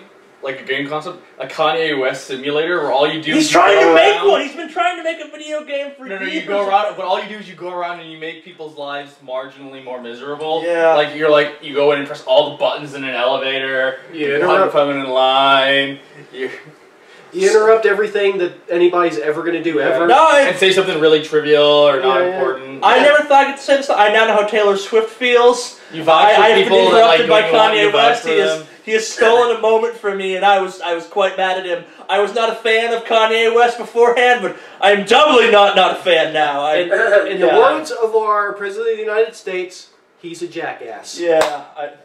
On a more serious note, I ran into Maximilian Dood. I ran into a couple of YouTubers while I was there. It was cool seeing Maximilian Dood just kind of camping out, hanging at the Street Fighter V booth. Like, yep, I know where I'm supposed to be. It's kind of there all the time you walk by. Is Max still here? Yep, Max is over there, still in the corner. His coverage of that was kind of cool. I saw Angry Joe there. I don't know why, but I have a fun time learning what celebrities I'm taller than, and I'm taller than Angry Joe, which is kind of a weird little moment. I was not going to make fun of him or say, like, no, I'm taller than you. I got what I need out of running into you by accident. Neat. I'm sure I bumped into someone by accident that I should know, but I didn't. Those were the three kind of fun moments of the show for me when it come to celebrity spotting. The real highlight was the Kanye West cut me in line. That was just... Because it was like there were stories amongst the show of Kanye West cutting. I just Googled it, and I guess Kotaku's saying that, yeah, he was at E3. Yeah, he was. So, confirmed on Kotaku. Confirmed! Kanye West was at E3. Never saw him, but he cut me in line.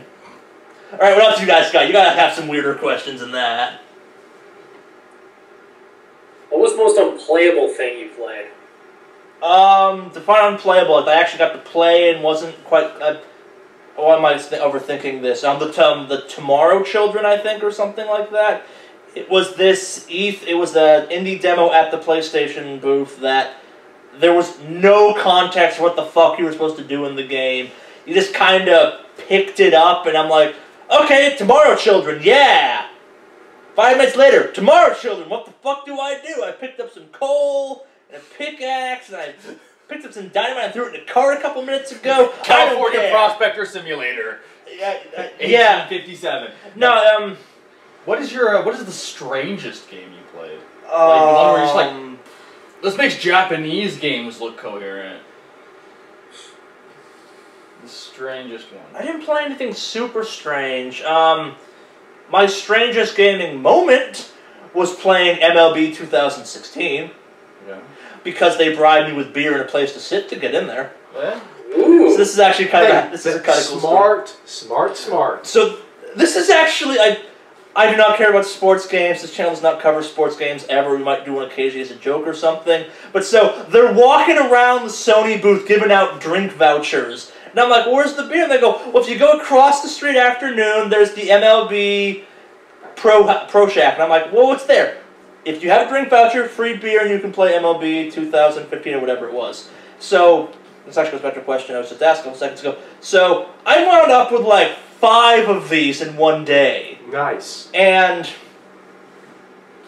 I used 2 of them, and then next time, FYI, tomorrow in the MLB space, we're going to go and have a demo of Drawn to Death, Kill Strain, and Raise Your Guns. They're 3 indie games Sony's producing right now. Drawn to Death, MOBA, yeah. No, not a MOBA. We're going to talk about Drawn to Death in a second, though, because it goes back to a question you guys just asked. And I'm like, oh, so can I still get beer in there? I'm like, yeah, we'll get you some free shirts. There'll be free shirts, and you can play with the devs that are making it. And Drawn to Death is this arena shooter thing made by David Jaffe, the insane mind behind Twisted Metal and the original 2 God of Wars and stuff like that, where the entire game's art style is like angry teenager drew it in a notepad, and it's like vampires that's heads split open and shoot rockets for special weapons, for Teddy Bear who's naked wearing a diaper in human body with a teddy bear head called like Mr. Chips or something.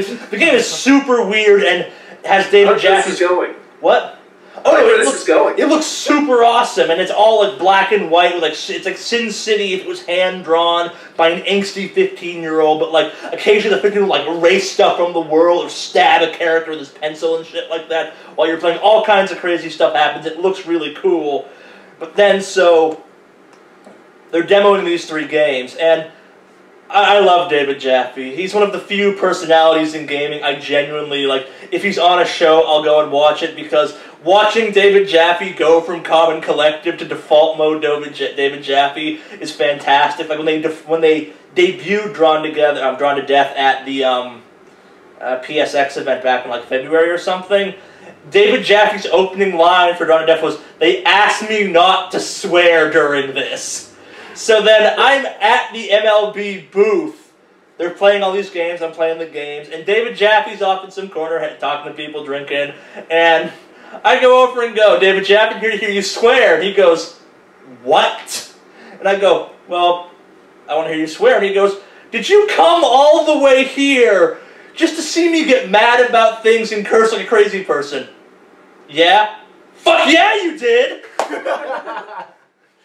And like That's his awesome. 3 handlers go, "Oh no." Just no, someone's here doing this. Nice. That's funny. Just And someone goes, "Was that David Jaffe swearing in the corner? I want to ask him questions about stuff." Like, it was this great moment of like, yeah, this is David Jaffe hanging out, drinking, playing his game. He's like, it was fun watching him yell at people how to play his game. And he's like, "Stab him in the eye with a pencil." "What button's that?" "Square." "Yeah, that was cool." Now, just, I guess the overall MLB booth, it was one of those things where like, my feet hurt by the end of the second day. I wanted a beer. Like, 2 o'clock, I wandered over, and it was just, it got me to play a game I had no goddamn interest in playing because I was there, and I wanted playing a bunch of the MLB game because it was there, and I'm like, I had 2 beers, wanted to sit down for an hour or so, and just played it. It was like, this is the best way to demo a sports game ever because you lured me here with ample, comfortable seating and alcohol. Like, I would go see any game if it was like, yeah, you can get a beer there for free, and you can sit in a couch. Okay, so it's like my living room? Yeah, I'll have like a fake trophy rack behind the bar or something. Can I pick the beer? No, but it's free. That's a fair point. I'm not one to be picky when it's free. That was kind of cool. Best flavor. It was solid. I think it was like Blue Moon or something. It wasn't egregious, but it wasn't amazing. I was saying free is the best flavor. Yeah, no, I would actually like to see more stuff done that way, where it's like, hey, at 3 we're throwing a small party in this chunk of the space. Go hang out. Yep. The developer will be there. Okay. On the thought of people cursing, I remember watching some of the Microsoft one, Yeah. and they had was it the voice actress of Lana Kane, and then they had Matt Stone and Trey Parker, and then It just derailed. Oh, that was Oh, Ubisoft. yeah. That was Ubisoft, and they were demoing the Ubisoft did that. Yeah, Ubisoft can I say has the I'm a South Park fan? game. Oh yeah. Press conferences. Can we get more of that? Yeah. Yeah, no, it's a South Park game. It makes sure people can actually like express their personality and like be who they are. Yeah. That needs to be family friendly. All right. No. On the free stuff thing. All right. Did you pick up a bunch of swag? And if so, what was your favorite bit of swag that you Okay, picked up? so as someone who's done a bunch of conventions for professional reasons and other stuff, I have learned that the most annoying people that get like weird stuff, bad stuff, is the people that go swag crazy. That being said, my time in the Mad Max demo line to play it because I wanted to play that game at E3 because I'm super excited about it. Kanye West cut you in That front. Kanye West cut me in front. I think that was the game at least. At the end of it, they were giving out mini sawed-off shotgun bottle openers that were made of cast metal, and they were just. It was this. Well, yeah. What else do you give out at the Mad Math booth? Like it was like this is. Of course, this was here. Like didn't know it was there going and like oh yeah, here's your free thing, and I'm like, is this a tiny sawed-off shotgun that fits in my pocket? Neat. It's a bottle opener. Cool. There were some Banjo-Kazooie claws that were foam you could pick up. The Drawn to Death shirt was really cool. I picked up some shirts. I'm wearing the Uncharted shirt I got from sitting through the Uncharted demo. That was neat. Swag has gone down, I think, in the last couple of years. Like they're trying to make the convention more of a professional thing, and they're definitely doing that. The biggest garbage thing was the Persona 5 bag they were giving out. That was this weird, like, vinyl bag thing that had the Persona 5 logo across it that you had to dance in front of, I think it was a green screen or something, at their booth, and they'd videotape you for promotional purposes. It was this weird kind of, would you like to play a game for some free swag stuff? And only, like, the really crazy swag foaming people were in that line. Like, you'd walk by and you immediately were like, guess I'm not them freaks kind of thing. If you're in that line, that's fine. You're welcome to your swag, but there's definitely this air of judgment about that entire line. Like, it was like, I'm glad we're not them, with some frequency. Charlie, What? at these conventions, I'm only saying this because I'm looking at the one I have from, I think it was the 1 year that I went to AB that you did not. Yeah. Will there be a return of the tube? No, and there's no way to do the tube. For those unclear what the tube is, I can show yeah, it. go find it. I'll explain what you're looking for. The tube is this thing that my friend Kenny started a long time back when we'd go to conventions and we would challenge artists at the artist alley to draw and write their names on the tube, and just ridiculous things would happen. There's some famous ones, like, here's the guy from VG Cats drew this one. Nigel's, yeah. Here is one of Charlie's favorites. That's Nigel from Nigel Say. El Sage. Is what Bad Robot. Yeah. Brian Price of Bad Anime Bad signed the damn thing. Yeah, no, it's so... you actually raise an interesting point. E3 is not a fan convention, and I kind of give it major points for that. It is an industry show. It's very serious. There was like there were a couple people that walked out in costume that were obviously like hired to stand from the Destiny booth in like Destiny gear. And there was like 4 cosplayers there, and I think I saw security kicking the ass of 2 of them, which, not kicking the ass, but like shoving them out the doors. And I'm actually super okay with that. I filmed this a couple weeks later, obviously. I was at Anime Expo at Lulu yesterday, and same exact space as E3, the just feeling of difference between a fan and Well, it's also like a million times more congested. I think there were people at E3 in all honesty, but like just the feeling of we are a serious thing, we take this seriously, none of the fan bullshit, like you're here to try games, interview people, and see what shit is new as opposed to fanboy out about stuff. Like, when fanboy outing happened, it was kind of awkward for everyone else around you. Like, it was, if you were in line with someone that's like, I stood in the Destiny line to wait for stuff. You had some people that were like Destiny fanboys that were like, I can't wait to start. I'm like, yeah, I'm curious and stuff like that too. It's Destiny. I play a lot of Destiny. I want to see what's new in it. Yeah. You had one guy that obviously had been through their Destiny like a couple times who swapped to his subclass in the game to be good at the multiplayer demo that was obviously meant to showcase all the new crap they're bringing to the game kind of thing. It's like, A, why would you come to this line more than once? B, why on earth would you switch to something that already exists in the existing game to be good that multiplayer that's supposed to be demoing stuff. Like there's some weird moments like that. As a person actually. playing the game, you're not trying to impress the No, you're trying to see like, what's the new stuff, like what's the new bullshit that happens when I play this game. You're there to be impressed by the developer. Not to be like #1 leaderboards. And if you're good at the Destiny multiplayer, like I kind of am occasionally, you had some pride in coming in first or second when you're playing with stuff you didn't know what you were doing with, but still was mostly, it's like, why would you swap to, it's like, why A, is that an option, and B, why would you bother? Yeah. It's just, there was moments like that where it was like, I get it, you have some way of getting in here that's through some company or something, but it was these fanboy moments that were like, you kind of don't belong here. It was a really awkward moment for everyone around you when it was an obvious fanboying moment. It was weird. And the strangest thing was I stood among people that were fanboys, but they were like, they understood the concept. This is a professional show. Don't drool on the exhibit. Don't lick Master Chief's helmet kind of thing. Like it was this, no, this is a professional thing they will kick your ass out of for making it weird.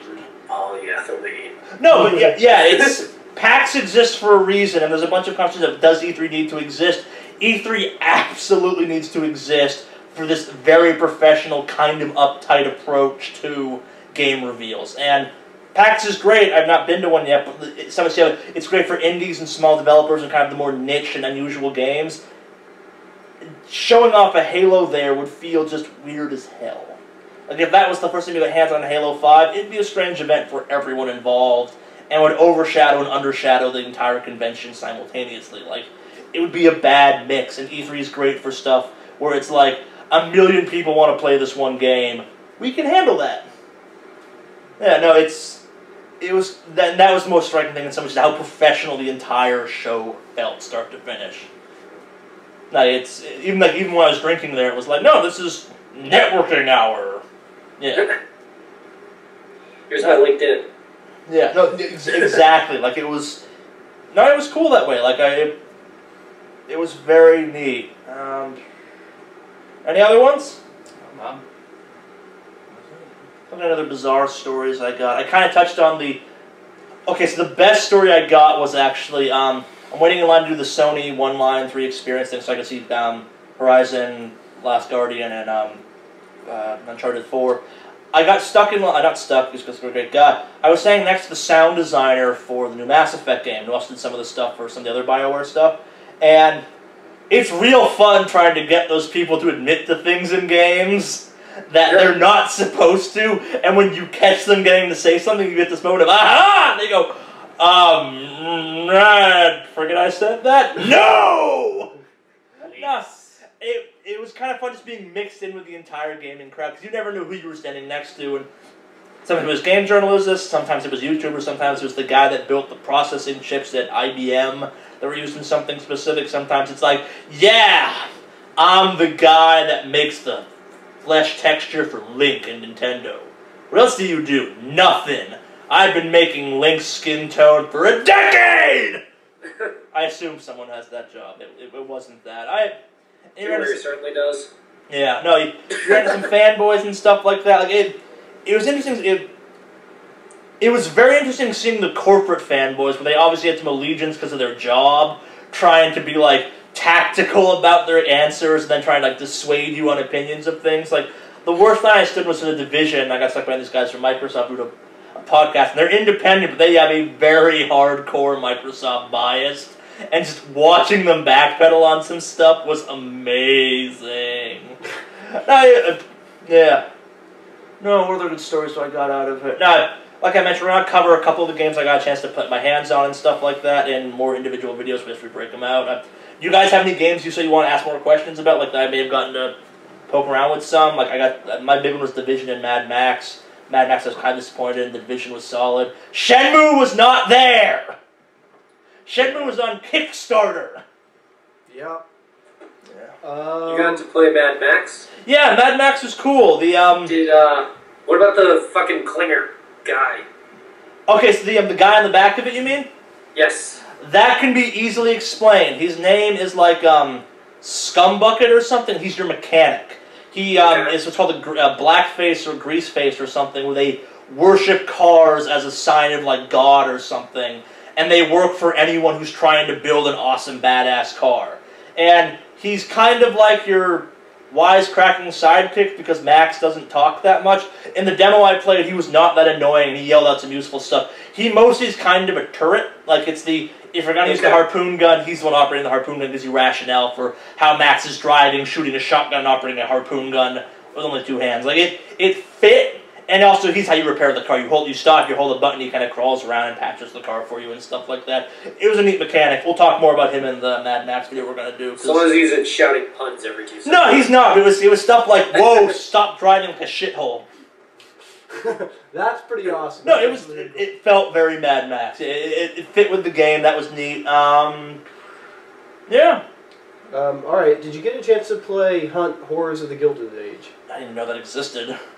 It's a game, it has some procedural elements, it's a team-based sort of, it sounds a bit like a Left 4 Dead type of game, where it's a team of 4 and you're kind of going through killing monsters, but it's cooperative. And I kind of like, a trend I did see in some of the E3 games is more cooperative, non-competitive games. Yeah. Like, no, there was a bunch of those. A lot of those. I mean, I mentioned Ashen before. This is another one. I mean, I like the idea of cooperative games. I love it. Yeah. Like, I like every game that's come out. Yeah, that's especially non-competitive. Is you know, there's plenty of these MOBAs and team-based sort of arena shooters, and I think I'd like to see more. I think we've been seeing more of that bleed into the consoles because the consoles are now pretty much all online. They're have online ability, so they can all have this capability to do some team co-op. Okay, so this is actually a cool thing I won't go too deep into. The Division, one of the games I was most worried about going into, I'll talk more in a video about, had this cool mechanic with these things called the Dark Zones, where they're PvP cooperative zones, where they're only PvP if you choose to attack other people, and the incentive is you can steal their loot if you do that, but there's also enemies in there that are hard, so you have an incentive to help people, but when you clear the areas out, there's this moment of, hey, do we just go our separate ways and not dick each other over, or do we just go apeshit on each other and steal their loot? Like, and that was the demo I was actually playing, and it's the focus on cooperative is very neat to see, and I really hope there's more of it. Like, Horizon, I would love to have like an actual story-justified cooperative mode, or just a general hunt mode, because there's some neat cooperative stuff out there. Like, Destiny even has a cool cooperative mode to it, because you like the game, but it's a cooperatively focused system. No, you're right. It's nice to see PvP becoming more of a how did you do supporting your team as opposed to who got the most beatdowns. No, it was neat to see that it's just across the board too. Yeah. Any final thoughts from people? Any last minute questions? Things they rather want to talk about? You can go back through and say fuck Nintendo again. Or Microsoft. Yeah, not quite as hard as Nintendo, but yeah. That it? That's it. Yeah. All right, so that's it for our 2015 Thank you for E3 tuning in. coverage. Yeah, thanks for tuning in. We'll probably do some more videos like this in the future or something akin to that. There's a couple more gaming shows coming up. I want to start betting on them or something. As always, like I mentioned, we're going to have some more videos coming up. We're going to talk more about some of the E3 stuff I saw and got to play. It's going to be kind of limited to what I actually got my hands on or got to see an actual working demo of, so don't expect everything. I'm only one person. So yeah, hopefully we'll cover some stuff you like, and as you know, we have lots of other videos. We post 5 times a week. Go check some of our stuff out if you enjoyed this. We're a lot funnier in the rest of the videos. Yeah? Later. Alright, take care. Yeah. Bye-bye.